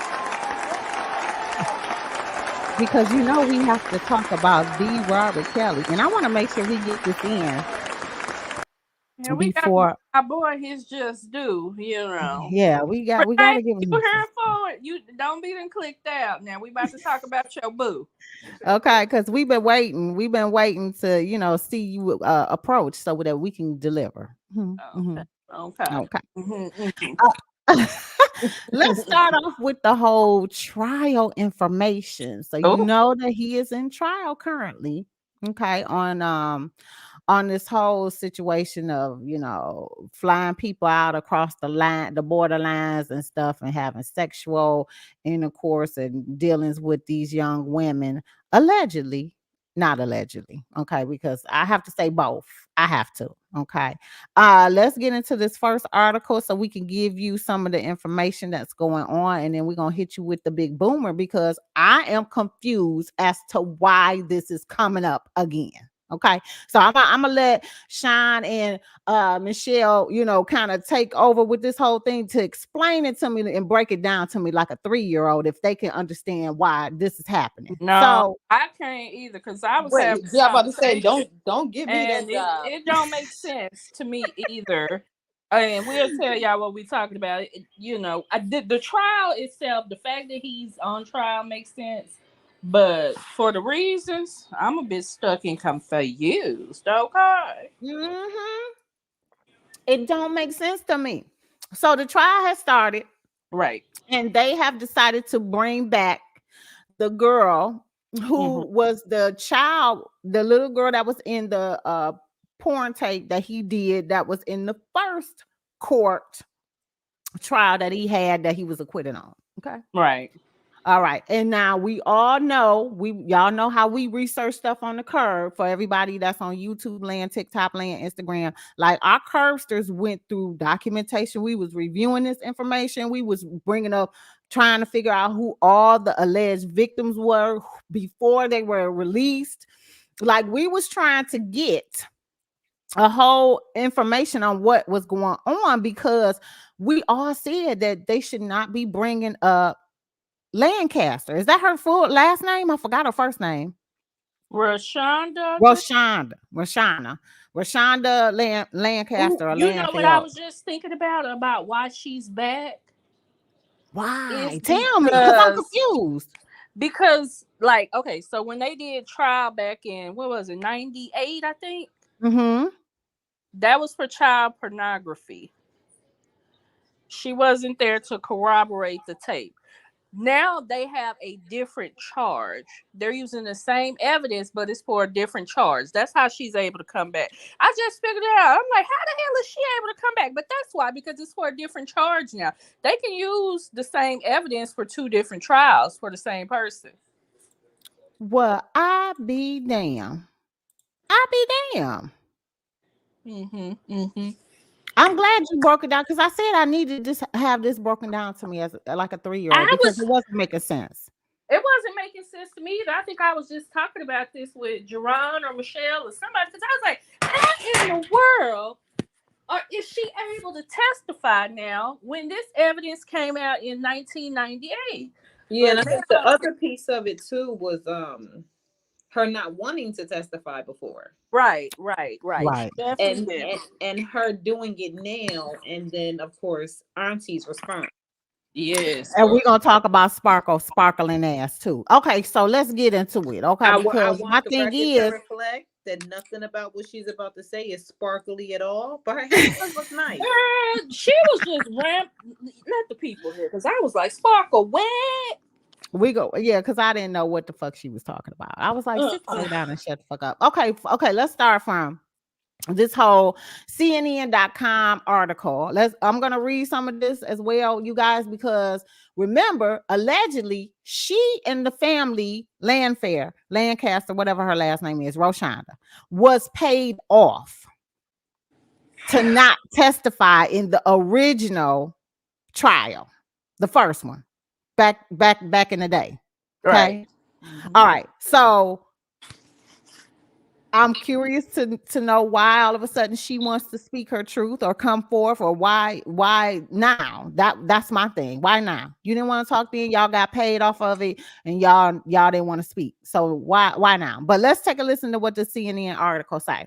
The girl allegedly seen in multiple child pornography tapes from the late 1990s having sex with R. Kelly is expected to testify. The singer had sex with her when she was 14 years old and recorded some of their hundreds of sexual encounters. Prosecutors said at the start of Kelly and two associates Chicago federal trial on Wednesday. The tapes showing the alleged encounter were part of a 2008 Illinois child pornography trial in which Kelly was acquitted after the witness declined to take the stand. Nearly 40 years old, she is finally expected to testify using, they're going to use the name Jane. Okay, like Jane Doe. Okay, in this trial, even though we know her full fucking name, but okay. She's going to testify. She's going to tell you that it's her in those videos and that it's Kelly on the videos having sex with her. Oh. Kelly faces charges. He sexually abused 5 minors in late 1990s and created multiple explicit videos with 4 of them. The charges also include producing and receiving child pornography, enticing minors to engage in criminal sexual activity, and obstruction charges. 2 of his former associates are co-defendants. Daryl McDavid was Kelly's former business manager and accountant and faces child pornography and obstruction charges. Milton June, quote unquote, Brown was Kelly's former assistant and faces 1 count of conspiracy to receive child pornography. Kelly, McDavid, and Brown each pleaded not guilty to those charges. The defendant, Robert Kelly, had sex with multiple children. He made videotapes of himself having sex with young children, and these 2 defendants, Daryl McDavid and Milton Brown, knew about it. Daryl McDavid and Milton Brown helped Kelly cover it up and keep it a secret. This is what Julian said. Kelly's attorney, Jennifer Bonjean, asked jurors to question why Jane is coming forth now, which is what I said, to testify that the tapes shown Kelly having sex with her when she was underage, contradicting what she told authorities decades ago. For the last 22 years, she has adamantly denied that it was her in that video. So my thing is, you gonna bring her and send her, make her do some jail charges too for lying under oath and shit? Because I want to know that too. But okay, that's here and over there. Here we go. Before there was any criminal investigation, she denied it. She denied it repeatedly to prosecutors. She denied it to social workers, to police officers. She denied under oath to a grand jury. Deny, deny, deny. That's what she did. Prosecutors are expected to show multiple tapes of child pornography allegedly involving Kelly having sex with underage girls. The public and media will not be permitted to view the tapes as they are considered contraband, but jurors will. The videos are difficult to watch, but it's important for you all to watch those videos to understand what happened. This is what Julian said. Before opening statements began, one juror was excused by the U.S. District Judge Harry Leuenberger due to medical issues. The juror is now made up of 4 men, 8 women, along with 5 alternates who were sworn in Tuesday. And the trial in Kelly's hometown is the latest chapter in the series of legal battles the singer faces. Kelly was convicted of racketeering and sex trafficking charges at a Brooklyn federal trial in September and was sentenced to 30 years in prison. Now they go on to say, who is in his circle. And then they're talking about the disturbing videos of Jane, which is Roshonda Lancaster, whatever her name is. Okay. So, we know the outs and ends of that part. Okay. So after this information came forth, and let me just stop it here. Does anybody want to say anything about what we just went over as of now? Any Shantae or I can say that you were asking why she's not being charged. I mean, I think when she tested, or when they were trying to get her to testify, she was a kid. And not just that, her, whatever she says under oath, because the charges are different, she's technically not being held in contempt because the charges aren't the same. Oh, interesting. So she's not gonna get any kind of thrashings in regards to her lying on the oath. Well, That's like basically Shaniqua what you're said, saying. initially she was a minor, right? So technically you can't. And You she can't didn't force do a minor, yeah. anything she had to do would have been up to her parents. And right. at this juncture, her parents said no. Right. Right. And at this juncture, it's different charges. So you can't be, it just can't be because it's not the same charges. Right. And then on top of that, she's gonna say, which I mean, she potentially was. She was intimidated by him, brainwashed, all kind of shit. She has Or gotta play devil's advocate. Her deciding to testify now, or her parents showing up now, or saying something, or whatever the case may be, may work in his favor. In whose favor? R. Kelly's favor? Because they would question her credibility. Yeah, and that creates doubt. And as long as there's a sprinkle of doubt, the charges he can't be stuck with the charges. So it may be his team wanting this to happen. Okay, I could see that as well. Okay, good call out on that one too. Danielle said that she was a minor and she could probably say she was coerced. Okay, coerced into doing so. Yeah. And at this juncture, she's a grown-ass adult, and it could be argued she was brainwashed and inconsistent, didn't want to now, wants to now. Parents got paid then, money's going down. Like, there's so many things that could, because like I said, all you have to do is create doubt, and the jurors cannot convict. Right. I mean, and that's another thing is why is she coming out the woodwork now? Because that gravy train done stop chugging, girl. It's kaput. That's what it is. The money stopped. That's exactly what it is. I think the money stopped a long time ago. I really think that this may be his team's doing. I don't think I can see the prosecution being like, yeah, I want to question her for sure. She can help seal the deal. But I can also see the defense team being like, that's our wild card right there. Okay, yeah, I can see that. It's possible too. That's a good call out, though. Sparkle thinks that they coming out the woodworks because they trying to discredit her. But Don't who nobody gives a give a fuck damn about about Sparkles? Sparkle. Right. Sparkle, you ain't even on Everyone trial. thinks See, this is why I said we was gonna get into her behind in a minute. Okay, this is exactly why, Oh, Sean. God. Because first of all, bro, you want to sit up here and say these innuendos as if to say that you never had sexual contact or whatever with R. Kelly. Bitch, we all knew you was sleeping with him. We knew it. We knew you were. I don't care what she say. There is not a doubt in my mind. I really believe, and this is, and I'm gonna say allegedly, so it won't be no misconstrue about what it is, but I really do believe that she had something going on. When she found out that he was sleeping with her fucking cousin or niece or whatever she is, Roshonda Lancaster, Landfair, whatever her name is, that's when she got pissed and started to try to, tell everybody that he was sleeping with a minor and all of this stuff. Can we take a moment to just recognize that Sixx never ever disappoints with how she butchers people's names? Girl, I never disappoint. She never Okay, disappoints. and I'll say it 50, 1100 goddamn times in any kind of way. Lancaster, Landfair, Landfield, Land, whatever. Whatever it is. Because I don't have her name up here. And even if I do see it, I see what I want to say. Oh, okay. Oh.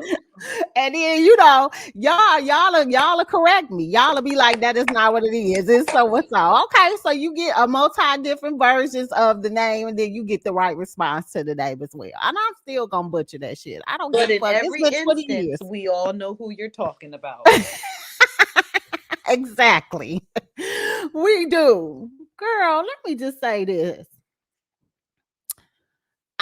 Do anybody know what the hell Sparkle was saying in this video? And let me just put up a warning notice to our watchers, YouTube, etc. Okay. That this information that's covered in on your screen from Sparkle, we don't know what the fuck she talking about. We were so confused when we listened to it, and we still don't know what it is. Okay, so we're gonna try to piece it together. That's why we finna listen to this mess right now. Okay, so I don't know what you want to call it, but a mumbo, or this is what I'm gonna call it, a mumbo snippet is on its way. Okay, that's what I'm saying.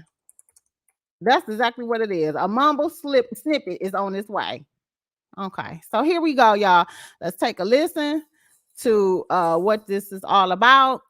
I have no idea. Here we go.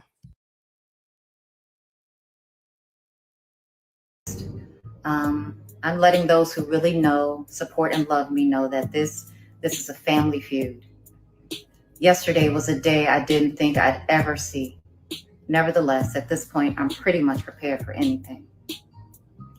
After I learned my niece was cooperating with the investigators, I prayed and I thanked God. Also, I did some thinking, as I often do, throughout this whole process. Asked myself, if I were them, what could be said that legitimately make this make sense and spare them from crazy? My answer is nothing. Knowing that there's no right answer to explain their ongoing actions and years of support for Robert once learning about that tape, the clear plan is to try to take me down because I've been so vocal. I knew that there was some anger and resentment because of my stance, which is why I'm like, okay, they're going to handle it their way, and I'm going to handle it my way. And I was thinking, one day, my niece will be older and we'll have a real heart-to-heart conversation. And there's no expiration on this concept, but I'm very clear that day ain't close. I know us speaking privately and candidly to her looks like betrayal of her mother. But now being an adult, I was hoping she was closer to being more independent thinking at this point. Yesterday, my niece absolutely, she absolutely doing the will of her mom. This is another form of the terrible decision making of her mom. And in my opinion, the unfortunate continuing allegiance to Robert. As the youngest of the group, and all I've ever known was family and community. So I operated from that space from the beginning of my career by bringing them in to show them that it was not just about me, but about us getting this record deal that I was about to get. We were a gospel group just years prior, so me thinking about them for them was partly programmed in me, all I knew. Again, because Robert was giving the opportunity to have his own imprint record label, I introduced my sister, my brother-in-law, and my niece to Robert at CRC Studios in '97 in hopes of landing my niece a career as an artist in this industry. Not a concert, as she testified. I didn't stop there. I asked Robert to check out my brother-in-law, who played the guitar, and other family members in hopes he'd assist them with their musical careers as well. I'm saying this again to say not all that you heard yesterday from my niece is true. I don't want to hinder this legal process, I don't, but to testify that I had my niece sit on Robert's lap and rub his head and have her ask him to be her godfather is an absolute fucking lie.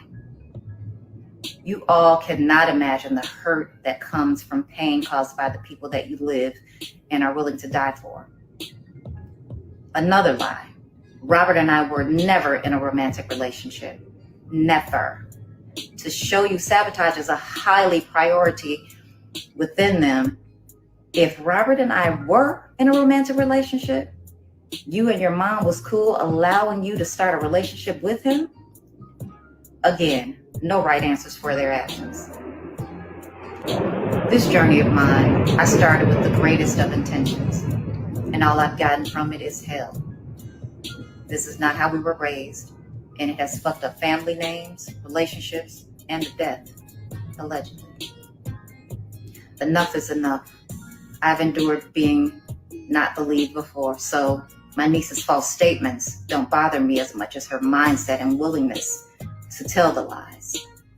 I'm certain it's from her mom, certain. But she's now old enough to start bearing some level of responsibility of her actions. I love her more than life itself. So this is all I'm going to say regarding her and her mother, unless I have to. I want to put a few things in context. Y'all still alive? We here.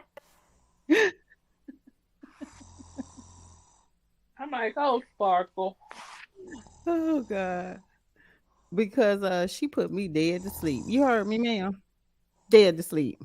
Yeah. I you know.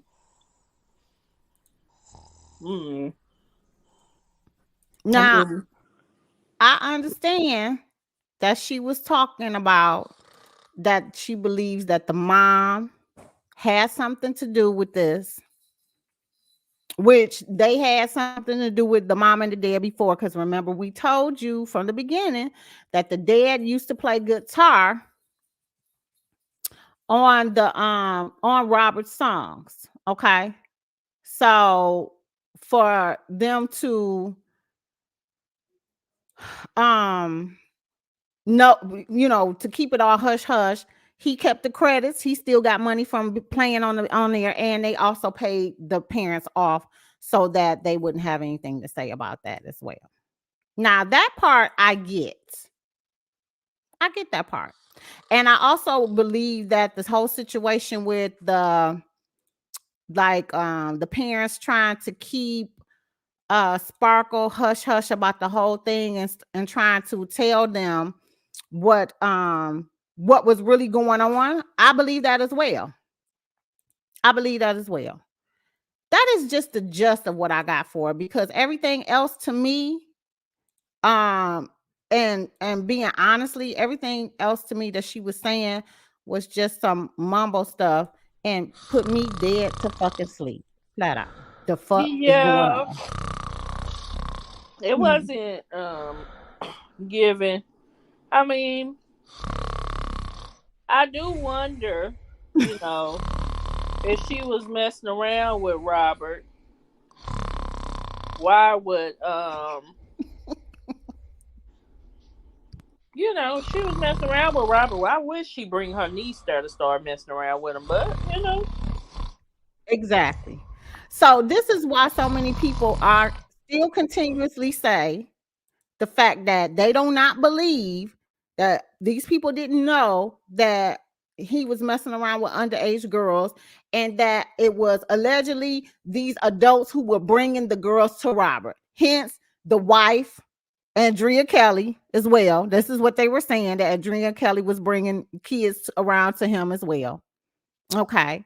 And this is also the same speculation that they're saying in regards to what Sparkle was doing too, and that she tried to blow the whistle when he didn't want to work with her no more or sleep with her no more and further her career, because y'all know he helped her career too. yeah, this is awful. It is.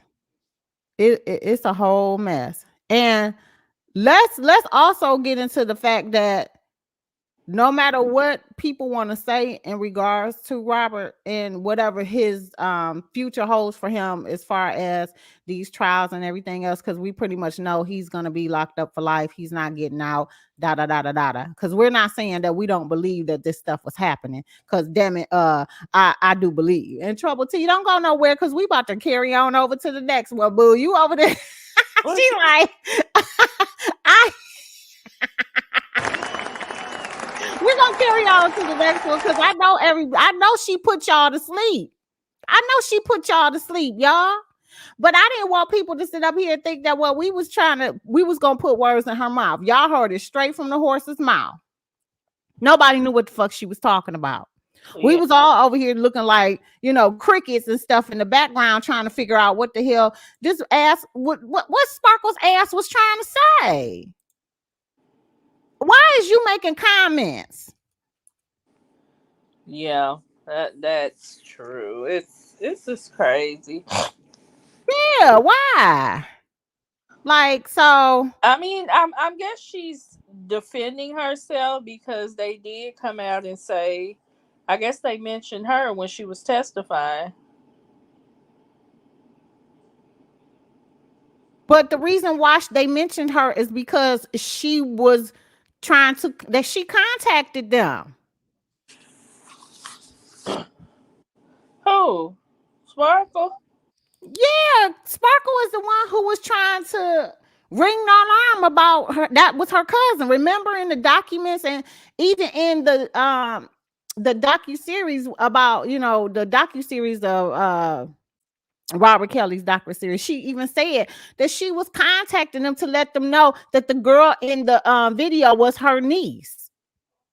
Yeah. No, I was So just that she came out talking now because they mentioned her in their testimony, saying she brought her niece up there and had him sit on Robert's lap. That's the part she was saying wasn't true.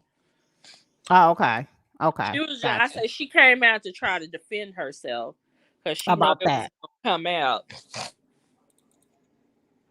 And Yeah. she's basically saying that that's not true in regards to them saying that she coerced her niece into sitting on the lap. Yeah. Okay, got you. Yeah.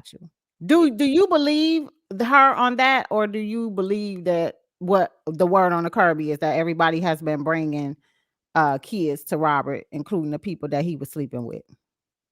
Yeah, no, I don't believe that Sparkle brought her up there for that purpose or anything like that. No, Okay. I don't believe that. But I mean, I do believe it about certain people. For some reason, I just don't believe it about Sparkle. Cause Sparkle, I mean, she had her hit. Be careful, but her career didn't just blow up after working with Dan Roberts. Yeah, true. While we're still on the subject of the Robert Kelly, let's not forget that we found out, if you didn't, that they were having a baby, him and Joy Savage, through IVF.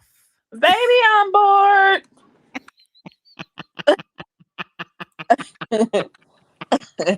Baby on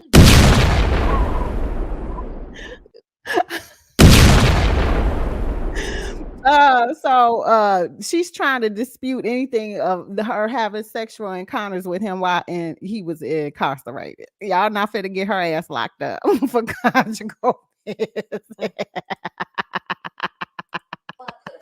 I'm just saying, okay? So she don't want to hear any of that, okay? She letting y'all know it was through IVF, okay? I mean, if they had conjugal visits, she would never admit it because that could potentially get him in trouble and stuff like that. So absolutely. Yeah, don't do it, Joycelyn. Keep your damn mouth shut. Girl, yes. Well, anywho, you guys, the whole situation. Chante, did you have anything to say about this Sparkle situation? Hell no. Hell no. Absolutely not. I was perfectly fine. I'm good. Okay, girl. Okay, then I'm just gonna move on. Okay, I'm just moving on. Okay, let's go on and give us the what's tea, honey. Because if you got something to spill, especially you got some tea you want us to know, you always can figure out a way to send it to us so we can talk about it. Let's go. So my Curbsters, what's tea? This is your girl Sixx, and I'm coming to you live. We want to know what the tea is, but I ain't want to gossip, so you ain't heard it from me. But if you got some tea and you want to spill it, then go ahead and drop us an email at sixwordonthecurve@outlook.com. Why? You wonder why? What? Because, bitch, we nosy. We want to know the scoop. We want to be able to come out with some stuff about these celebrities too. We want the tea. You know we are always messy and petty and extra. So hit your girl Sixx up and give us all the tea that you know, and we'll be able to share it on our lives as well, because we want breaking news, and I'm coming to be petty. You heard?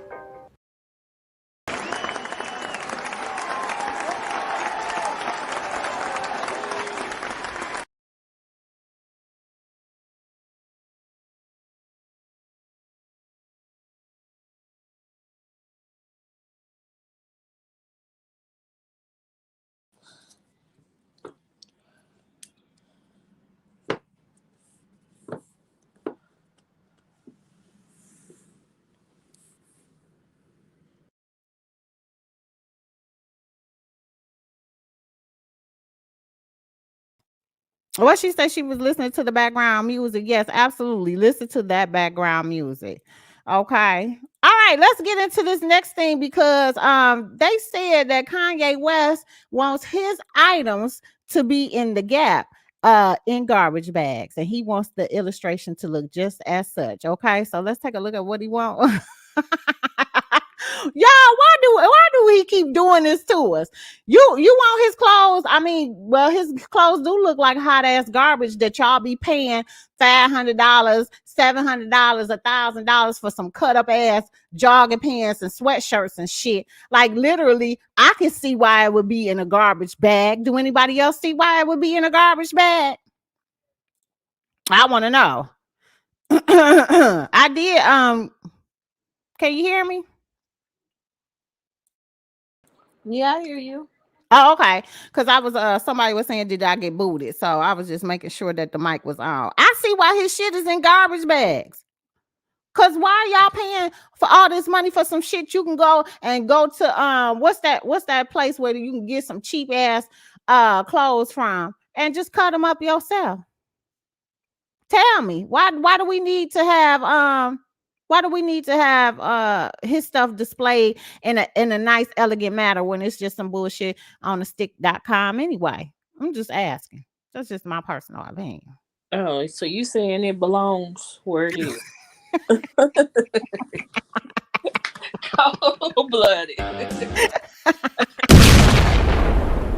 That's exactly what the fuck I'm saying. That shit belong in garbage bags. And for people who keep sitting up here buying that stuff, why? Why? Just to say you have it. That's the only thing that makes sense to me because it's not cute. Mm-mm. It is not. And I don't like his shoes either. You don't want no Yeezys. Absolutely not. Well, damn. Them moon crater shoes, I don't want those either. They say they're very comfortable. I guess so. You just walking on foam. The whole shoe is foam. They're very ugly. They're very ugly though. Yeah, they definitely are. But I'm not in your household, so I can't tell you not to spend $1,000 on some foam if that's what you want. Yeah, but I mean, even if I like the clothes, those being in bags like that would definitely be a deterrent to me because I'm not finna sit around and look through these damn bags. Girl. That's ridiculous. Yeah. That I shit still gonna want be all on the damn floor. Watch. all over the damn floor. I still want my stuff to look to be on racks. Racks on racks on racks. Racks on So racks on that racks. way, right? That way you could just grab it and see your size, not having to dig through a damn trash barrel. Like you the homeless, right? Look, Danielle said, don't they say beauty is in the eyes of the beholder? Is this beholding you, Danielle? Because we know you have an eclectic palette. Is this something you're gonna be digging through the garbage bags to get so you can purchase and bring home? I'll wait. I'll be keeping an eye out on your Facebook page. You post yourself when you get it. We will wait. We will be watching Danielle. Yes. Danielle got that Yeezy on. Oh my Yeah. God. Girl, boo. Ain't She done nobody dug a better. $300 sweater out the garbage. Girl, and let me just tell you, some people say that this is marketing genius. That's what they say. This is marketing genius. I'm just saying. I mean, he is getting publicity. You know, they say there's no such thing as bad publicity. So, I mean, there are people buy his shit. That's how he able to make all this money. And this Right. is So Gap you too, will have correct? people around there rummaging through these sacks like they had a damn rummage sale. Yeah, Which ain't that's nothing true. wrong with a rummage sale, but for that price, I ain't rummaging through shit. Yeah. Yeah. I just don't see it. I'm sorry. I don't. The I Gap, don't. correct? You say what? This is at the Gap. Yeah, this is Yeah. at the Gap. Mm-hmm. I mean, not for nothing. If people go in more than just to see if the Gap really does that, that's not putting Gap back on the map because Gap isn't as used to be either. Yeah, that's true. They not as popular as they used to be. I will give you that too. Yeah. The Gap closest to me is like an outlet store now. Oh wow. Okay. But they Yeah, and still got their prices jacked up. I was in their school shop and I was like, oh hell no, we out. y'all ain't seen matter of fact, now that we talking about it, I ain't seen Gap stuff in a long time. So yeah, you're right about that. You're right about that. Well, anywho, you guys, if y'all checking out or waiting on anticipating anything for him, then check out the Gap. He ain't paying a lot of overhead. He definitely is not. That's I will tell him that he does good marketing for his stuff. Mm-hmm. It's not nothing that I would be paying $300-$400 for. None of that. Yeah, I ain't gonna pay no $300-$400 to look like a damn hobo. I'm just not doing it. You don't want to be Cotton Eye Joe. Shit. No, thank you. I will continue to be out of style, just like I am now, because never have. Danielle said, we talking about most of the Gaps done closed in the state. Yeah, they all gone. Like I was finna say, I don't even recall that we got a Gap. I mean, that really doesn't surprise me. You know, kids aren't hanging out in the mall like that. We used to be all up and through the mall looking at stuff, trying to buy stuff if we had money. These kids buying all their shit online. Yeah. So you got to remember, Gap is known for more so of a classy, preppy look.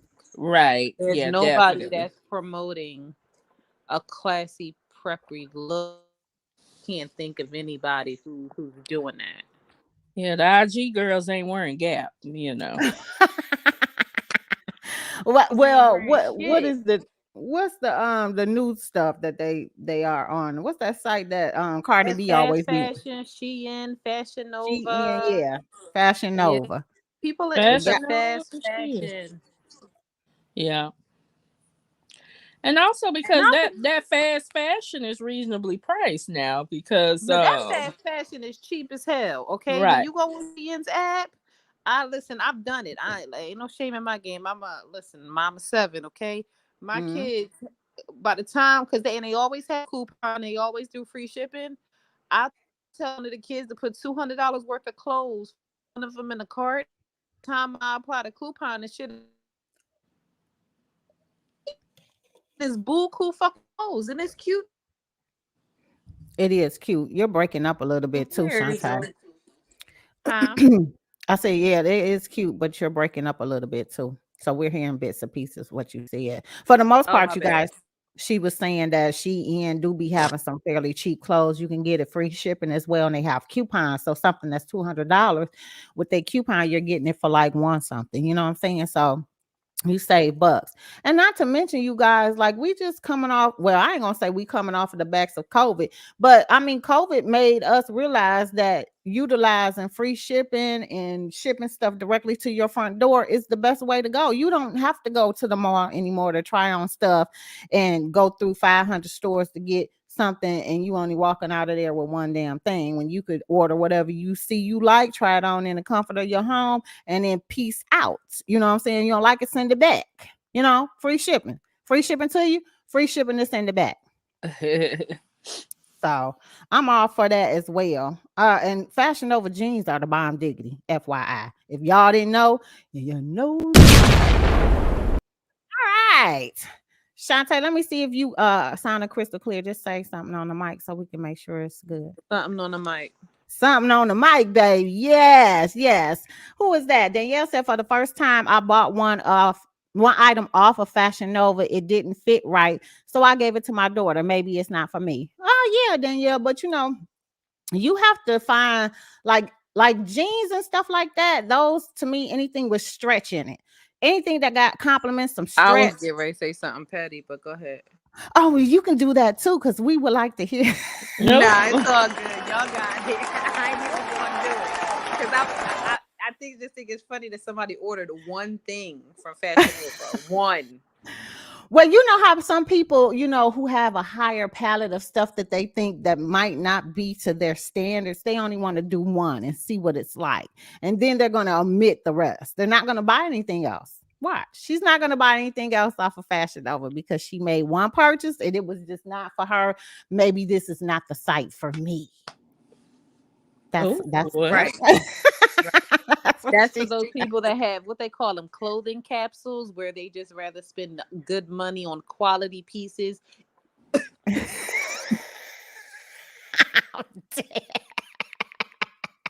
Yeah. I'm dead, y'all. We just ragging on there, yeah.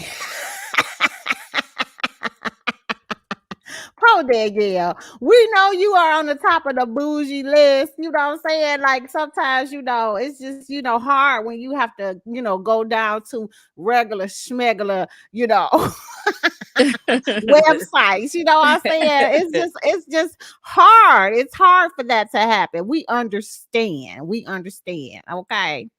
Danielle probably got whatever item she got. Top of this cheap shit. Let me get it. What is this? Girl, you already know she is up here like, what the fuck is going on? You know Oh, what I'm hell saying? no. Like for real. Like what are we doing? Like this is not what I signed up for. Like why didn't they tell me about that? Like that's what she probably, you know, thinking like, oh, this was supposed to be so bomb. Like I thought this website was gonna work out. Like everybody was talking and giving it rave reviews, and I just don't like it. It's not up to my standards. But you know, for us regular schmegular people who, you know, who look for other avenues to save a buck or two, it's right on target for us. It's right on target. Look, Danielle over there giving us the bee faces.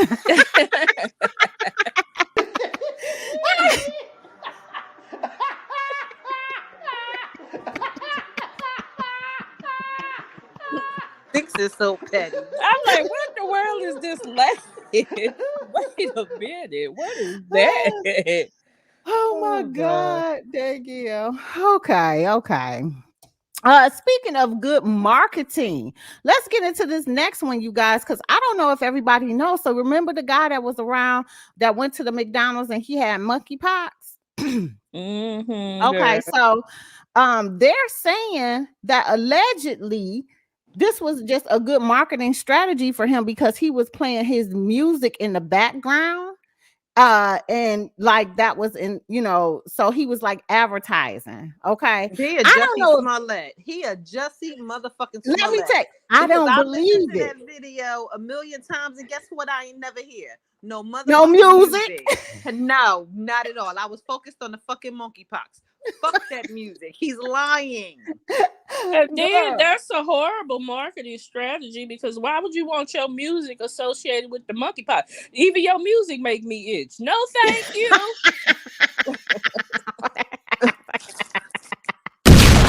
Shaniqua, I am cracking the fuck up. I'm good. I don't even want to hear you. No, thank you. Shots fired. For real.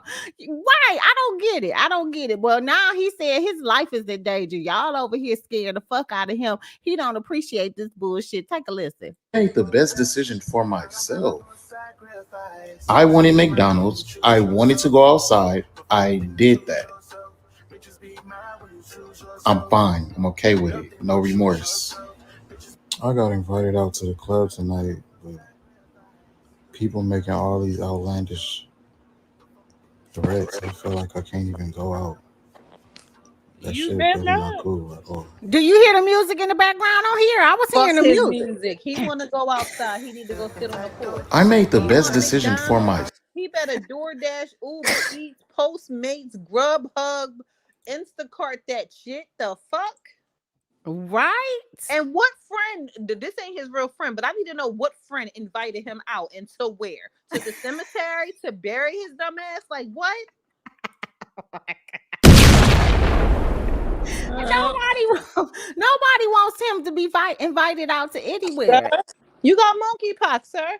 I would rather have COVID than have the monkeypox. That's crazy. That is so crazy. Yeah, no, I don't think that this was no good marketing scheme. If it was a marketing scheme, like Sean say, we not paying attention to your music, sir. We looking at them damn monkeypox all over your fucking face. Yeah, I don't. People will do anything for clout. That's what I was watching. The Nosy Bystander, and she was saying that she didn't believe he actually had it. That it was just all for clout. I'm like, child. Well, that's Not one for weird nothing. ass She way. also doesn't believe Nay's a scam, so I'm not sure how much water that. Oh, well, definitely. Yeah, you know that's a good. I agree, actually. You know, she sides with her birthday twin, and once everybody finds out whatever the fuck ever it is that they had a conversation about, we will have to feel sorry for Nay's a scam. Like what? They're absolutely ridiculous. What in the hell? Oh, child. Since we is talking about Data MUA, she did come out and post some stuff on her was it Instagram, y'all? I don't know. Yeah, it was on Instagram. Some narcissistic shit. Right. Yeah. No, still not taking ownership, still playing victim. Same old same, blah, blah, And still blah. turned off the comments, so couldn't nobody respond. And then, but you know what she did do? She did confirm that it's more than just a handful of people that she feels is, I guess, attacking her or biting the hand that feeds them, because she implied that she was getting some threatening DMs or some disrespectful DMs. Oh, and I know for a fact I ain't DM'd her, so. And all the people that I know either haven't DM'd her or their DM was not even seen. Because on Instagram, if you DM her, you can tell when the message is seen. It'll say it was seen. Right. And so she kind of told on herself a little something. So what I do know is that Nate's still a fucking liar. Yeah, she definitely is a strange bird. Very weird, but Child. Anyway, yeah, like I said, if we talking about her, we at her. I don't need to be in your DMs when I can at you and it could be publicly seen what I say and what you reply back. And here's the proof. You know what I'm saying? Boom, that's how it is. So, but shout out to people who are standing up and at least saying something about this because she makes it very clear that it's just a few of us and we're just some angry black women. So fuck out of here. Well, Fuck out of here with all of that. All of that she say. Anywho, let's get on to it, you guys. Moving on to the next one. All right, because I'm not about to sit up here and waste no more time talking about Nada LIE for real. Okay. Peace out. Anyway, let's get into this whole situation on this lady, you guys, giving y'all some more information about people doing the stupidest shit. Like, tell y'all grandparents and the elderly to stay off of the doggone roads that are in the mall because this is not what we want. This old lady that was crazy. 78-year-old woman trying to find the Apple store as drives the SUV through the mall after someone tells her it's inside the plaza. So according to Hollywood Unlocked, they posted this and they said the incident occurred on Thursday, August 18th at the South Shore Plaza Mall in Braintree, Massachusetts, which is about 14 miles south of Boston. Family members say the elderly woman was attempting to find the Apple store when she drove her white Lincoln MKX through automatic doors and onto the pedestrians bridge, which connected the park garage to the second floor of the shopping mall. Local authorities said due to the recent accident, one of the safety bollards, like them pins, them big yellow pins that be in front of the entranceway, was missing because of an accident that occurred. And once inside, the woman traveled about 60 yards down to the mall's central corridor, and the woman came to a stop just outside the tourist store, about 4 stores south of where she entered. One witness said that the woman asked her, "Do you know how to get out of here?" And they replied, "Stay right here. I'll get somebody." But the woman kept driving forward. Fortunately, no injuries were reported, and the registry of the motor vehicle was suspended, and the woman's license too. No charges have been filed. Lady, like seriously, let's listen to this whole thing because this don't make no damn sense. The elderly need to stay off of the road, and I say this all the time. Y'all need to be off of the road by 6:00 p.m. I said it. Display at South Shore Plaza. She literally had to drive from all the way down there to over here. This Lincoln MKX making it 60 yards into the second floor of the mall. It was crazy. We've had tons of incidents at this mall, like shootings and whatever, but I've never seen a car come in here. Apparently someone out there, she had asked for directions to the Apple store. They were like, it's inside, and then she drove inside. I pushed my granddaughters up against the wall, and I moved, and I stopped her. And she says, "Do you know how to get out of here?" And I said, "Stay right here. I'll get somebody." The car was able to drive through sensor doors connected to a parking garage after Braintree police say safety barricades were missing due to a recent accident. The driver of that car taking this route, making a left turn before stopping in front of a clothing store.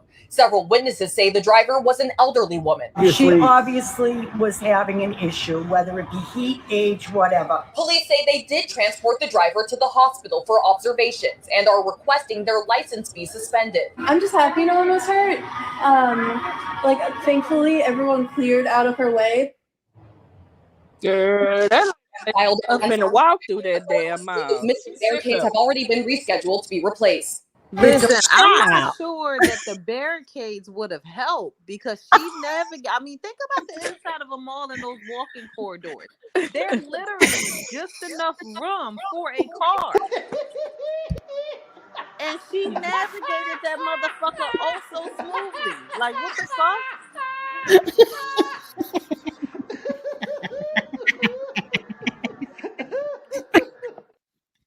I can't. I was, girl, Michelle, I'm over here thinking I'm tripping. I'm like, what the hell going on? Y'all, I can't help it. I say it all the time. I say the elderly don't need to be on the road. When you get to a certain age, you do not need to be driving. I swear for God. The girl and old girl that met that age. And she might not have been out of it. She might just be like, I ain't finna walk through this damn mall. Where's the Apple store? Okay. But we got to take a moment to reflect that is a nice ass car. Yeah, I like the car now. Girl, that car need to be sitting in the garage. She don't need to drive that bitch no more. I'm just saying. Ma'am, you gonna have to get your grandson to drive you now. Oh my God, where is her family? Like, you know what I'm saying? I bet you that lady.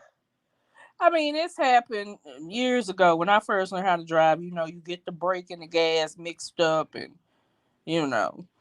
You used to get the brake and the gas mixed up? If she was going occasionally, if she was going to the Apple store, yeah. maybe she don't have no grandkids or something like that. Because if I got grandkids, like if I don't need to go to the Apple store as long as I got kids, right? They can fix anything on that motherfucking phone. Yeah, that's true. They can get you together, definitely. So, and let the record reflect, you guys, that if she knows about the Apple store, she knows that they have a website she could order from that it was ship it directly to her doorstep. She probably wanted to go there and get something done. Can you program this number in for me? Okay, thank you. I mean, I wouldn't be surprised if she felt the need to drive her car in there because she couldn't pair her phone to her car. Yeah, you know, she was taking it in there to him so that she could make sure I could get up right. 3 times. Oh, wait. Right. Shantae. Did you see what Danielle said? My younger daughter owns that car, MKX. Oh, nice car, Danielle. Nice car. Yes, levels to that bougie shit. MKX is up there. That's one of them cars. Them not cheap vehicles. Okay. They is not. They are not. And girl, and I just want the record to reflect that she didn't say her oldest daughter. She said her younger daughter. So that's saying something.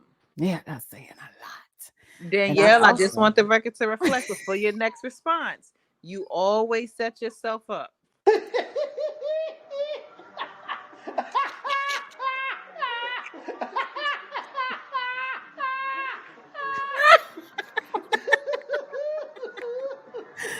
Look, it was Danielle, stop shaking your head and laughing at the phone. You knew that when you made that comment that somebody was going to say something. So stop shaking your head and laughing at your phone, child. Oh Lord, honey, I cannot. What you got? I cannot. Okay, well, let's get on into the next hot topic, you guys, because y'all know that, look, she said her older got a 3X BMW, Shantae. So people just shoot themselves continuously. Shaniqua, what did I say? Shaniqua? Girl, she brings it up on Danielle. Oh. I just want the record to reflect that I can't even afford the oil change on a BMW. So there's that. Girl, okay. My goodness. Okay. Oh God. But carry on. Oh God. This damn group. This damn group. All right, my curses, check it out. So you know that Power got all of their little books and stuff. Each episode of different books coming out. Oh, Danielle. Now you know damn well. Besides that 2010 Nissan, you got a Range Rover. Let's not even go there. I don't even know why you telling us that what you got is a 2010 Nissan. Like you trying to make it seem like I don't have no big cars, ma'am. Let's not go there because you do not want us to bring it forth. I was going to say, if you miss us, you know how to find this girl.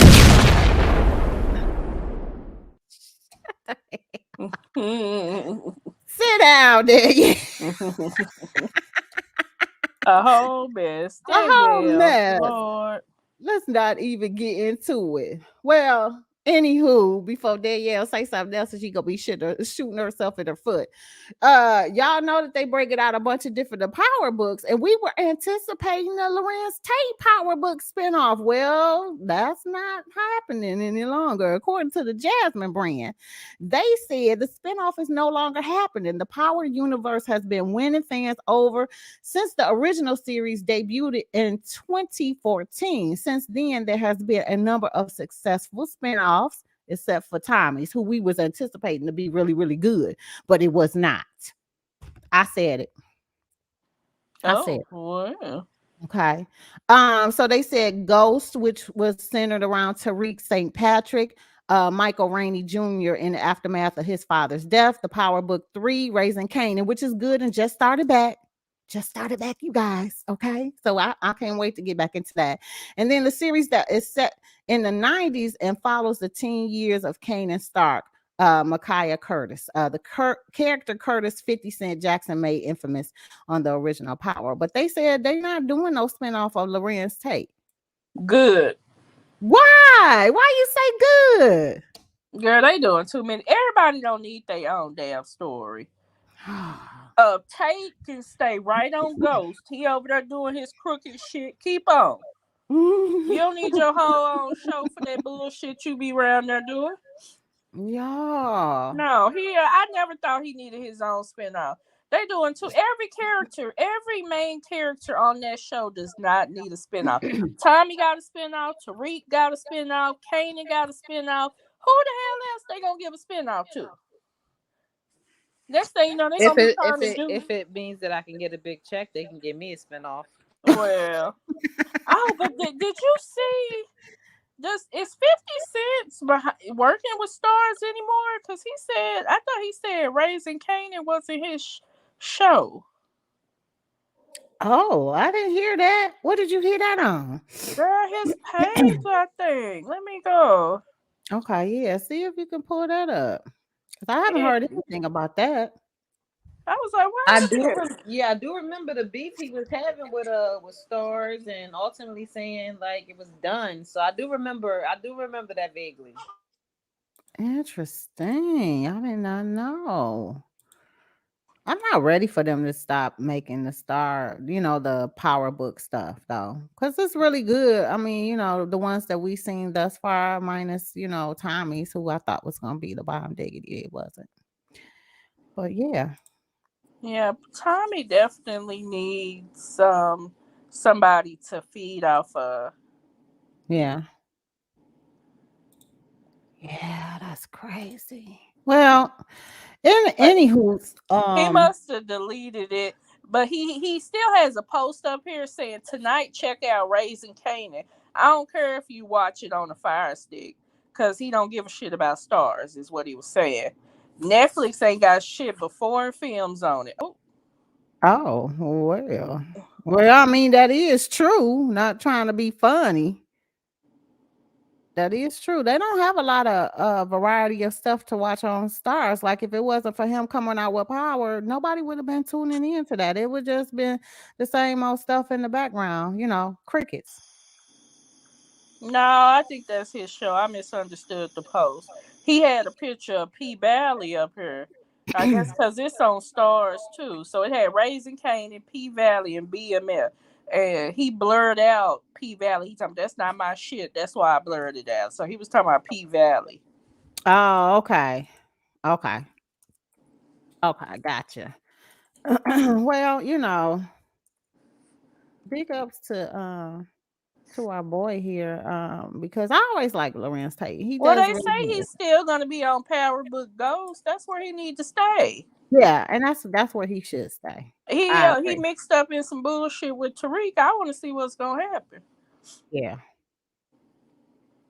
because Tariq got him hard and it got his draws bangled in a bunch. Boo. Okay. All right. He's so damn sneaky. I'm talking about Lorenz Tate character. What's his name? Rashad Tate. Rashad Tate. Yes. Oh, a damn crook to his heart, Lord. He can't help it. He cannot help it. Just to get into a little bit of information in regards to Wendy Williams, you guys, you know that Denmark Mercury, the production company, had came out and said some stuff in regards to what took place as to why that they did not do like a big finale thing with her at the end. Do you remember them talking about that, Sean? Because I was trying to look for the article. I thought I saved it, but it's actually a whole video about it that Chronicle Speaks end up talking about. If you guys don't follow Chronicle Speaks, you need to. She did break the story about the whole thing with Kelvin, aka Kevin Hunter, mistress living down the street from them. She had the address and he was trying to have stuff under his LLC and all of this information. So she had broke news on that a while ago, but she also brought up some information in regards to Denmark Mercury responding back to the whole shady stuff about how they were trying to contact Wendy to do a finale and she was brushing them off. That's what they say. Well, I believe that Wendy is not mentally there. She's not mentally able, I feel, to conduct her business. If they would have did a finale with including her, I don't think she's fit to be on TV at the moment. Yeah, it's crazy with how everything is going about with her. I don't know. Let's see if we can give just like a little bit of information from Chronicle Speaks video she posted on YouTube. Let's see what she From said. Wendy's fans, myself included. But it's always three sides to every story. In this particular case, there's Wendy's side, Denmark Mercury's side, and the truth. Well, Ira Bernstein and Mort Marcus had a sit down and told their side of how Wendy's show took a toll for the worst. And it seems like alcohol definitely was to blame. Baby, this rabbit hole goes so deep, a sister got lost. We're going to get into that and so much more. But before we do, please Now, be let sure me to tell subscribe y'all, to this they channel do. and the She two breaks guys down the whole responsible for thing. getting Let's Wendy see. on television, and that's Mort Marcus and Ira Bernstein. And let me start off by just saying that the illustration they had on the top of the two movers moving Wendy's legendary purple chair showed me that this interview was possibly shady. I read half of it and I said, I want to finish it with my folks. Y'all want to hear it? Here it goes. Inside of the final days of the Wendy Williams show, for 12 years, she was one of daytime's most bold and beloved personalities. Then she was gone, replaced by a string of guest hosts amid tabloid rumors. Now, behind the scenes, look at what really went down with TV queen of the Purple Throne. On the morning of September 30th, 2021, two television executives made their way to Wendy Williams' apartment in downtown Manhattan. As the longtime producers of the Wendy Williams show, Denmark Mercury co-presidents Mort Marcus and Ira Bernstein were trying to assuage their fears of the talk show's 100-person staff, who they knew were reading about Wendy Williams' health struggles in the press. Already, the promotional tour that she had scheduled for the 13th season had been scuttled, and the official September 20th start date was pushed back. The plan was to... Now, let me just say this, you guys, because I have the article as well. Because they're starting you from the beginning of everything, which we don't have to indulge into any of that because we already know how all of that ended up playing out. But the part that was very interesting to me was when they were trying to get her to do the final finale. So they said that she kept brushing it off, that every time they would try to contact her, she would not answer her phone. And that she just was like, when they would finally talk to her, she was acting as if this was the first call, which was really weird. They said that she also, everybody knew that she had an addiction, and she was trying to handle all of that by going into the addiction house and stuff when she was, the sober living house and stuff like that she was dealing with that. She had her thyroid disease, she had lymphedema, all of that.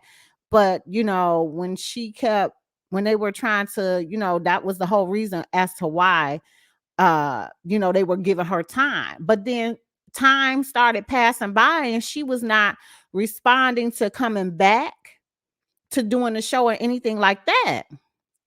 And they was just like, well, that's how come they started putting other celebrities in her place to take up the time because they wanted her to get the help that she needed. She was going through so much.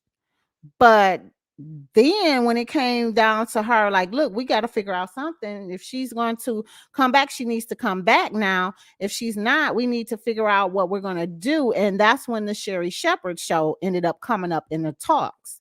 And then they were trying to reach out to her to do the final finale. And that's when she couldn't be found, honey. And she was playing these types of games and stuff like that. Well, like I said before, Wendy needs somebody to come into her life and help her potentially get into rehab or something like that, because she's definitely, I don't know if it's alcoholism, I don't know if she's developing dementia, but something is wrong. Yeah, something ain't right with this whole thing. I don't know what's going on. And now, I mean, and I'm thinking about it, with Wells Fargo taking over her finances. The only way that can keep happening is that she's not able to prove that she's fit. Yeah, that's true. That's true. She's not fit. Something is up. And I don't care what anybody say. This whole thing about her being married and all that stuff, all that's just I weird don't too. believe that shit either. Yeah, that's weird. Yeah, she probably got a boyfriend, and I hope she ain't married, because you need a prenup, Wendy, first of all. Mm-hmm. And I don't think she's not in any condition to be making a decision like that to get married. Something is wrong. When you see her, sometimes she talks normal, and other times she is completely out of it. Mm-hmm. Yeah. Like we just like it's like a switch, an on and off switch. Like it's Right. crazy. That's right. I mean, I wonder. I know that she don't really fool with her brother like that, but I always thought her and her sister were really close. I wonder why her sister isn't intervening. Yeah, and they were. And then her sister's niece. Really close to her sister's niece too. Or So her sister's daughter, you mean? daughter, yeah, her Yeah. sister's daughter. Yeah, that's strange too. Yeah, that's why I'm like, why isn't the family intervening in this instead of like the bank having to come in and take over things? It's very strange. I don't get Ain't it. her I son really a don't. grown ass man? Yeah, even her son, but he's like 21, 22. He's still, in my mind, that's a kid. You know, he's legally an I adult, mean, he's a but kid, but he can tell if his mom has got issues or not, and knows that he needs to at least make sure she's still taken care of, right? yeah, And he was doing that. He was getting her healthy eating, like taking her to, yeah, natural food places and getting her. That's how, I mean, from what I understand, that's how she was able to get back some of this just in order to talk about doing a podcast, because of him helping her with that. right.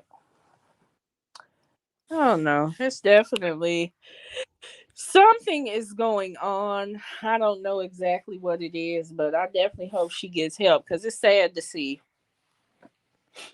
Yeah. Shout out to Wendy. Hope she finally gets around people who is got her best interest at heart, because this is crazy. I don't get it. I don't Right. get it. All right, well, let's get into this next hot topic, you guys. If y'all didn't know, this whole talks about Tevin Campbell opening up about coming out as gay. And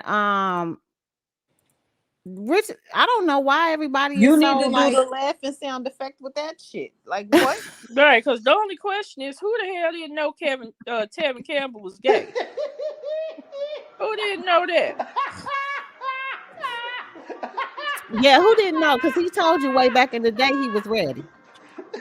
Oh, well. I don't listen. All I know is that the way he was running down the street, and what was it? Can we talk? Was that the video? When he was chasing the girl. Yeah. The way he was chasing that girl, that don't look like no manly strut to me. Ooh. She said, "I'm manly strut." Well, honey, I Listen, guess go watch that video. It's on YouTube, and just look at how he walking, and you tell me what you think, okay? Oh God. Well, All I know is good for him. He can now live in his truth openly. So power to you, Kevin or Tevin. Well, he been living it openly. He That's said what in an I'm interview, saying.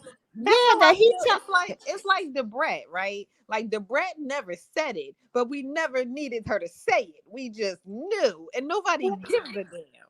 Well, now he can confirm it out in public. I'm gay. And he can still have his career. I think, especially in the 90s, people, black men especially, probably did feel like they couldn't come out as gay. That would have been that probably would have been the end of his career. You can't say it back then. okay, and here you go. Let's take a look at the Can We Talk. Is it the run when he was running for the football, Shantae? No, when he was going after the girl. Oh, he was going after the girl, not the football. Okay. I thought, well, I mean, look, let the record reflect that nonetheless, he came out to his family. He told his family when he was 19 or 20. So as far as I know, he been living in his truth for a very long time. Now, if you guys didn't know he was, then that's on y'all because it I was mean, but everybody assumed that Tevin Campbell, not everybody, I know I did. But have you ever seen him out with the man? I haven't. I always tell people that, like, most of the time when you see people who are part of the LGBTQ plus community, they don't go on red carpet events with a date. Right, but that's because he felt like he couldn't. He felt like his career would have been over. In the 90s, it just wasn't appropriate. That's the same thing Debrat said. Is she knew, but she couldn't come out specifically and say, yes, I'm a lesbian. Yeah, because she was bisexual. She was dating Allen Iverson. Girl, that wasn't nothing but a beard. Her ass wasn't no damn bisexual. Gay. Lesbian. The fuck? Oh, well, Tevin said he told y'all once before that he was a trisexual. He try anything. So Yeah, that's what you saying. I don't believe that either. I bet you won't try it with a woman. I bet you won't. we don't know what he have tried. He was He don't. available. Shit, Tevin don't want no damn woman. Well, we know that now, that he has fully come out and explained it. But he said that now for him, like a lot of the new artists that are out, he said he loves his fans, but what they think about me and my sexuality has no importance to me. He said he do not give a fuck either way, and you gonna love it or leave it. Oh, that's right, Tevin. Live your So, life, boy. in addition to that, he also did an interview too. Let's take a little quick glance at this interview he did. He did another 4-hour plus video, which I spent the time to listen to that, and it was a waste of my time as well. I just want to say that too. It was a waste of my time. I don't know why I stayed invested to finish it, because y'all know I give it 10 minutes and then a bitch is out. Okay. Right. Don't even tune into that one. But let's take a look at this one.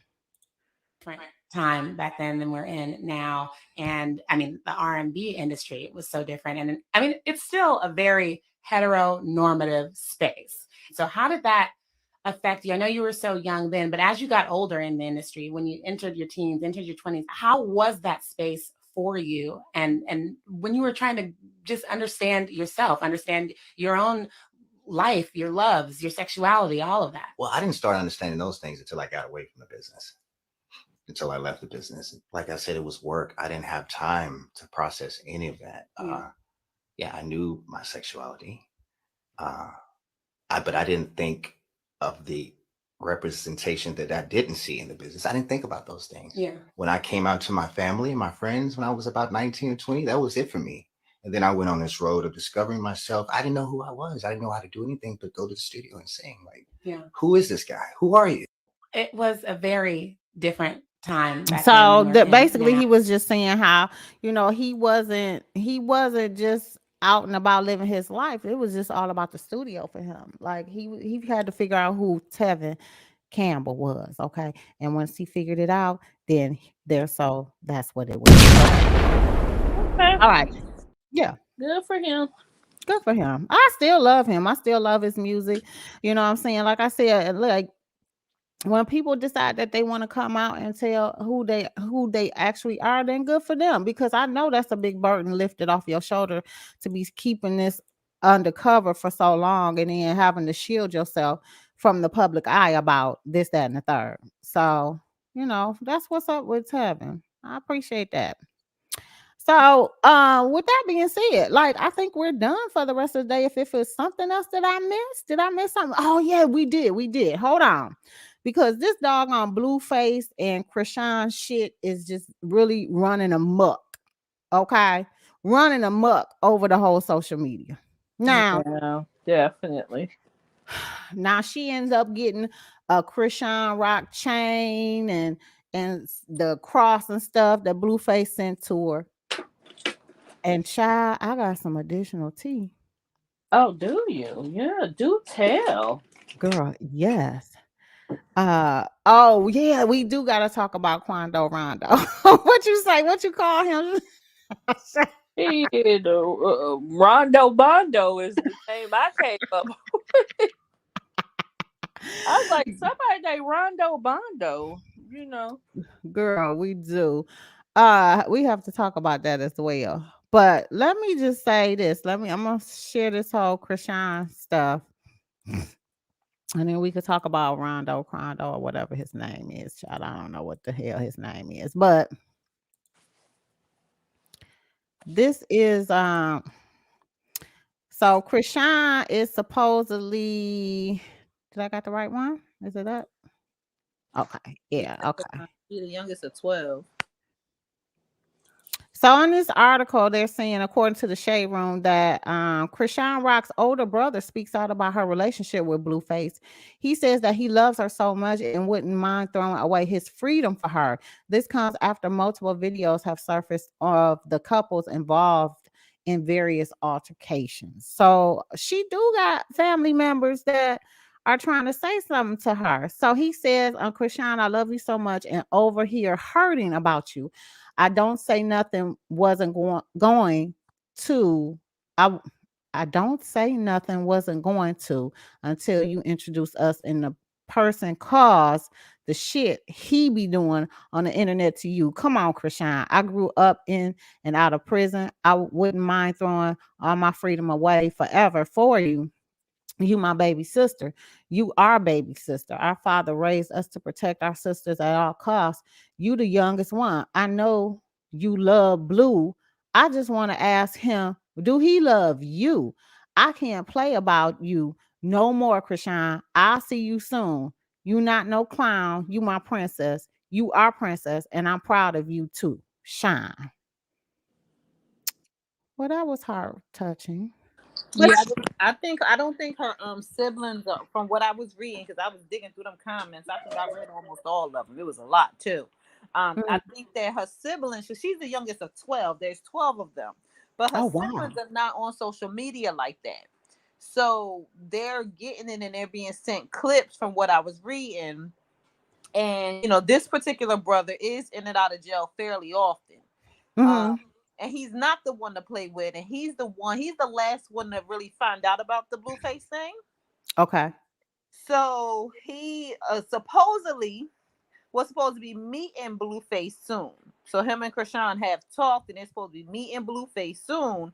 But apparently something changed, because the energy changed once he found out, what's been going on, and Chrisean has kind of like put a hold on it, because apparently this brother don't play. This brother don't play. Yeah. What Danette said, who in the hero are these people in the hell? Who in the hell are these people? Yeah, Danette, we've had plenty of conversations about Blueface, who is a rapper, a well-known rapper out here, that had Chrisean, which is his current girlfriend, beat up his mother and his sister. He allowed her to do so. And he just recently even though he's been dating her, he just had a baby with his first baby mama, a second child, because they got one together and now they just had another one. Yeah. And then in the last couple of lives that we did, we showed the altercation that they had a fist fight outside a public place. And they were fighting each other. Okay. And so then he finally made it official with her and claims her as his girlfriend. And he just gifted her a Cartier set. Yeah. Yeah. Dig that. She ended up getting her tooth fixed. And then she had a picture of him printed on his tooth. And he told her, you're getting beside yourself. Now you're acting all weird now that you didn't got your tooth fixed. So she took it out. I really hope the brother doesn't intervene because I don't think that Chrisean is in a place to leave him. And if her brother is willing to do all of that, she needs to be ready to leave him, and she's not.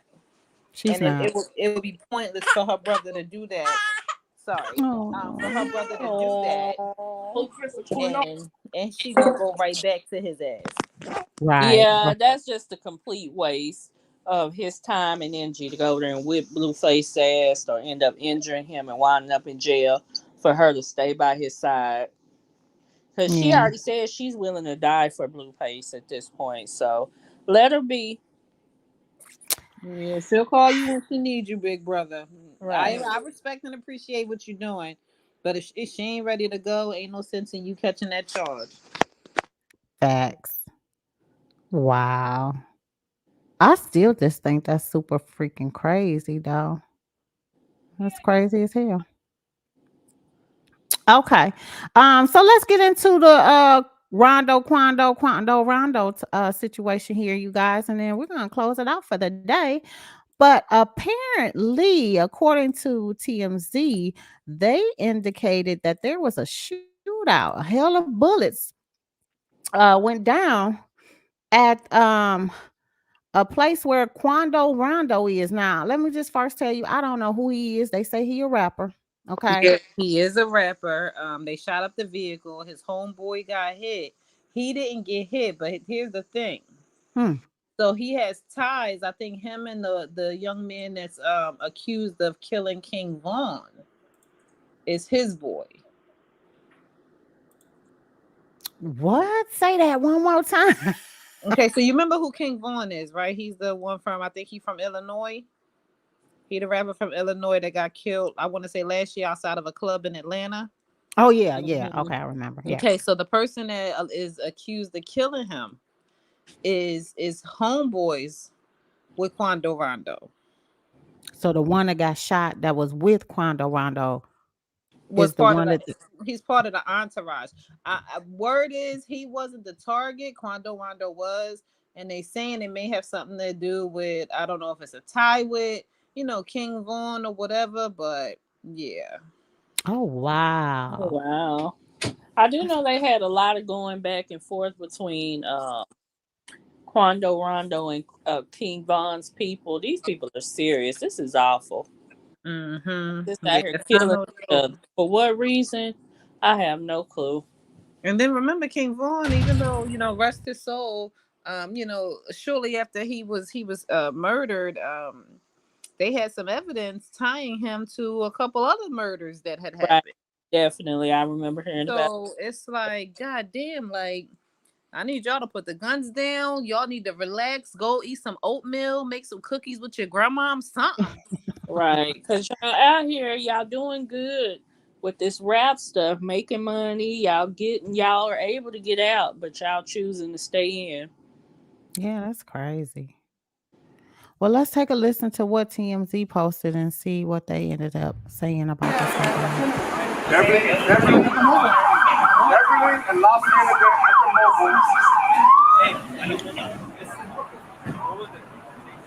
I don't know.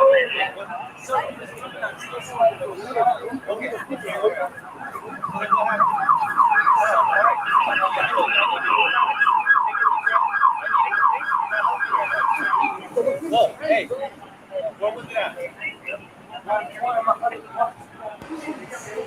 I know, Baker. I know. What was it at? What?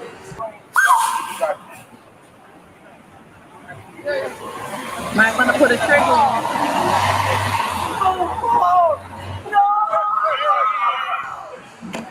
Oh wow. No! I didn't know that they were going to show it. No! Trigger warning.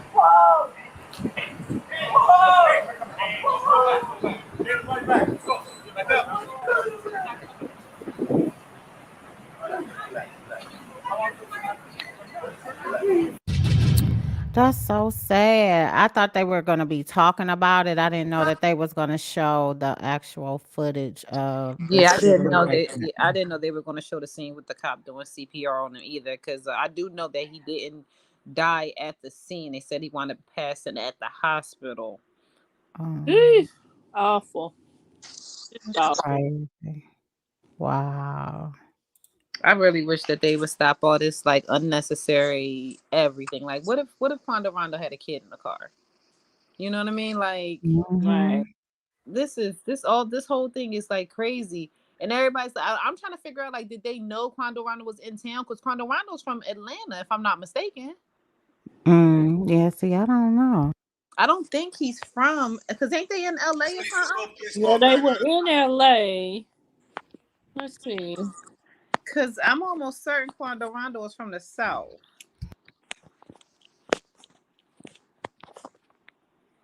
Girl. But I really, it's like, did they go there like knowing that he was in town? And was purposely doing it? Was it really a random thing? Yeah, he's from Savannah, Georgia. Because Yeah. when Von got killed, he was killed in front of a club in Atlanta. But it's like, did y'all know he was in town? Was y'all looking for him? Like, who are y'all affiliated with? That car of all car, like Quando Rondo, like, why are you riding around in a car that's not bulletproof? Knowing the history that you got. Yeah, that's crazy. That shit is it's ridiculous. They listen, these black men is killing each other left and right. It don't make no damn sense. I really wish they go back to their grandma's house and make oatmeal cookies. Girl. So remember, before we end the show, you guys, remember I told y'all I had some tea about Blueface. I almost totally forgot. But they were saying, and they who is the word on the curb, y'all. Whenever I say they, that's what I'm talking about. But a TikToker ended up putting out the information as to why that time that him and Chrisean had a fight over his phone, and she was trying to see what was in his phone, and he wouldn't let her. Do you remember that? Yeah. I mean, Broke the they Yeah, did he knock down the fucking door off the hinges and everything and pulled a whole patch of hair out the back of her out fucking her head? head.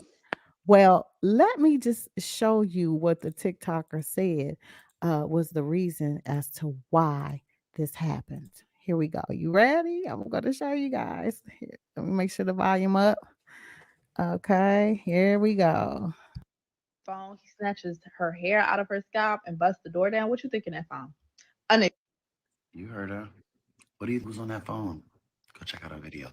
What do you think was on that phone? If he's telling her to her face, he's sleeping with his baby mother, he's sleeping with this girl, he's doing this, why the hell would he care if you saw something on his phone? You know what was on that phone. I've always had a weird vibe when I noticed Blueface, when I saw his relationship with Whack 100, when Whack 100 was angry at Chrisean and wanted to fight the poor girl. I was like, oh, he's a jaded lover. There's something weird going on. Then I saw him on the Bad Boys of Atlanta tape, and he was asking people where they, and I was like, sir, why do you want to know? And then thirdly, there's a special kind of bitchy man that allows for his girlfriend to beat up his mother. He's Tatiana. He's the one busting it down. And there were dicks on that. Phone, he snatches her Did hair you hear out of that? Did you hear Oh that? wow! So are they allegedly saying that he is bisexual? He on the DL. They're alleging he's on the DL. Listen, nothing would surprise me, but that would probably be the thing that would make Chrisean leave. Could be, yeah. That might be, and I think that he probably knows that's her deal breaker. I mean, why else would you, like, y'all fought in the street? You ain't pull out her hair then. You knocked it. Did y'all see the door? Did y'all see the door? Girl, I saw the door. It looked like he was getting ready to go sledding. Okay. And he didn't just pull out a braid or two. He pulled out the whole left bottom left quadrant. No, the bottom right quadrant of her hair terrible. is gone. Yeah. Ain't that something? Interesting. So Time will tell. What's interesting to me is that it's such a double standard of the way people view things. Because I'm like, why aren't they out here boycotting him for abuse? Maybe because she be too. I don't know. Probably because she was Right. fighting him, so that could be it. But yeah, they're not saying too much of anything about the physical abuse and assault. Yeah, they ain't canceling him the way they tried to cancel Chris Brown. Right. Right. That's Yeah. what I. Yep. But oh my gosh. EM Joy. Oh my gosh. Oh my God. Oh my God. Okay. Like crazy as hell. Mm-mm. But I just wanted to give y'all that little tidbit of information. Yeah. And then on that note, yes, we made it to another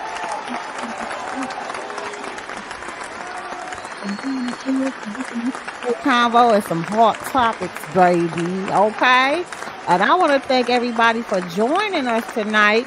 Well, not even tonight. This was a pretty early live. So all of us are on YouTube, Instagram, and of course on the curb, honey. Thank all of our people that came in and showed us some love and stayed with us till the end. We appreciate you all and thank you. And good night. See y'all Sunday. Yes. See y'all in the chat. Peace.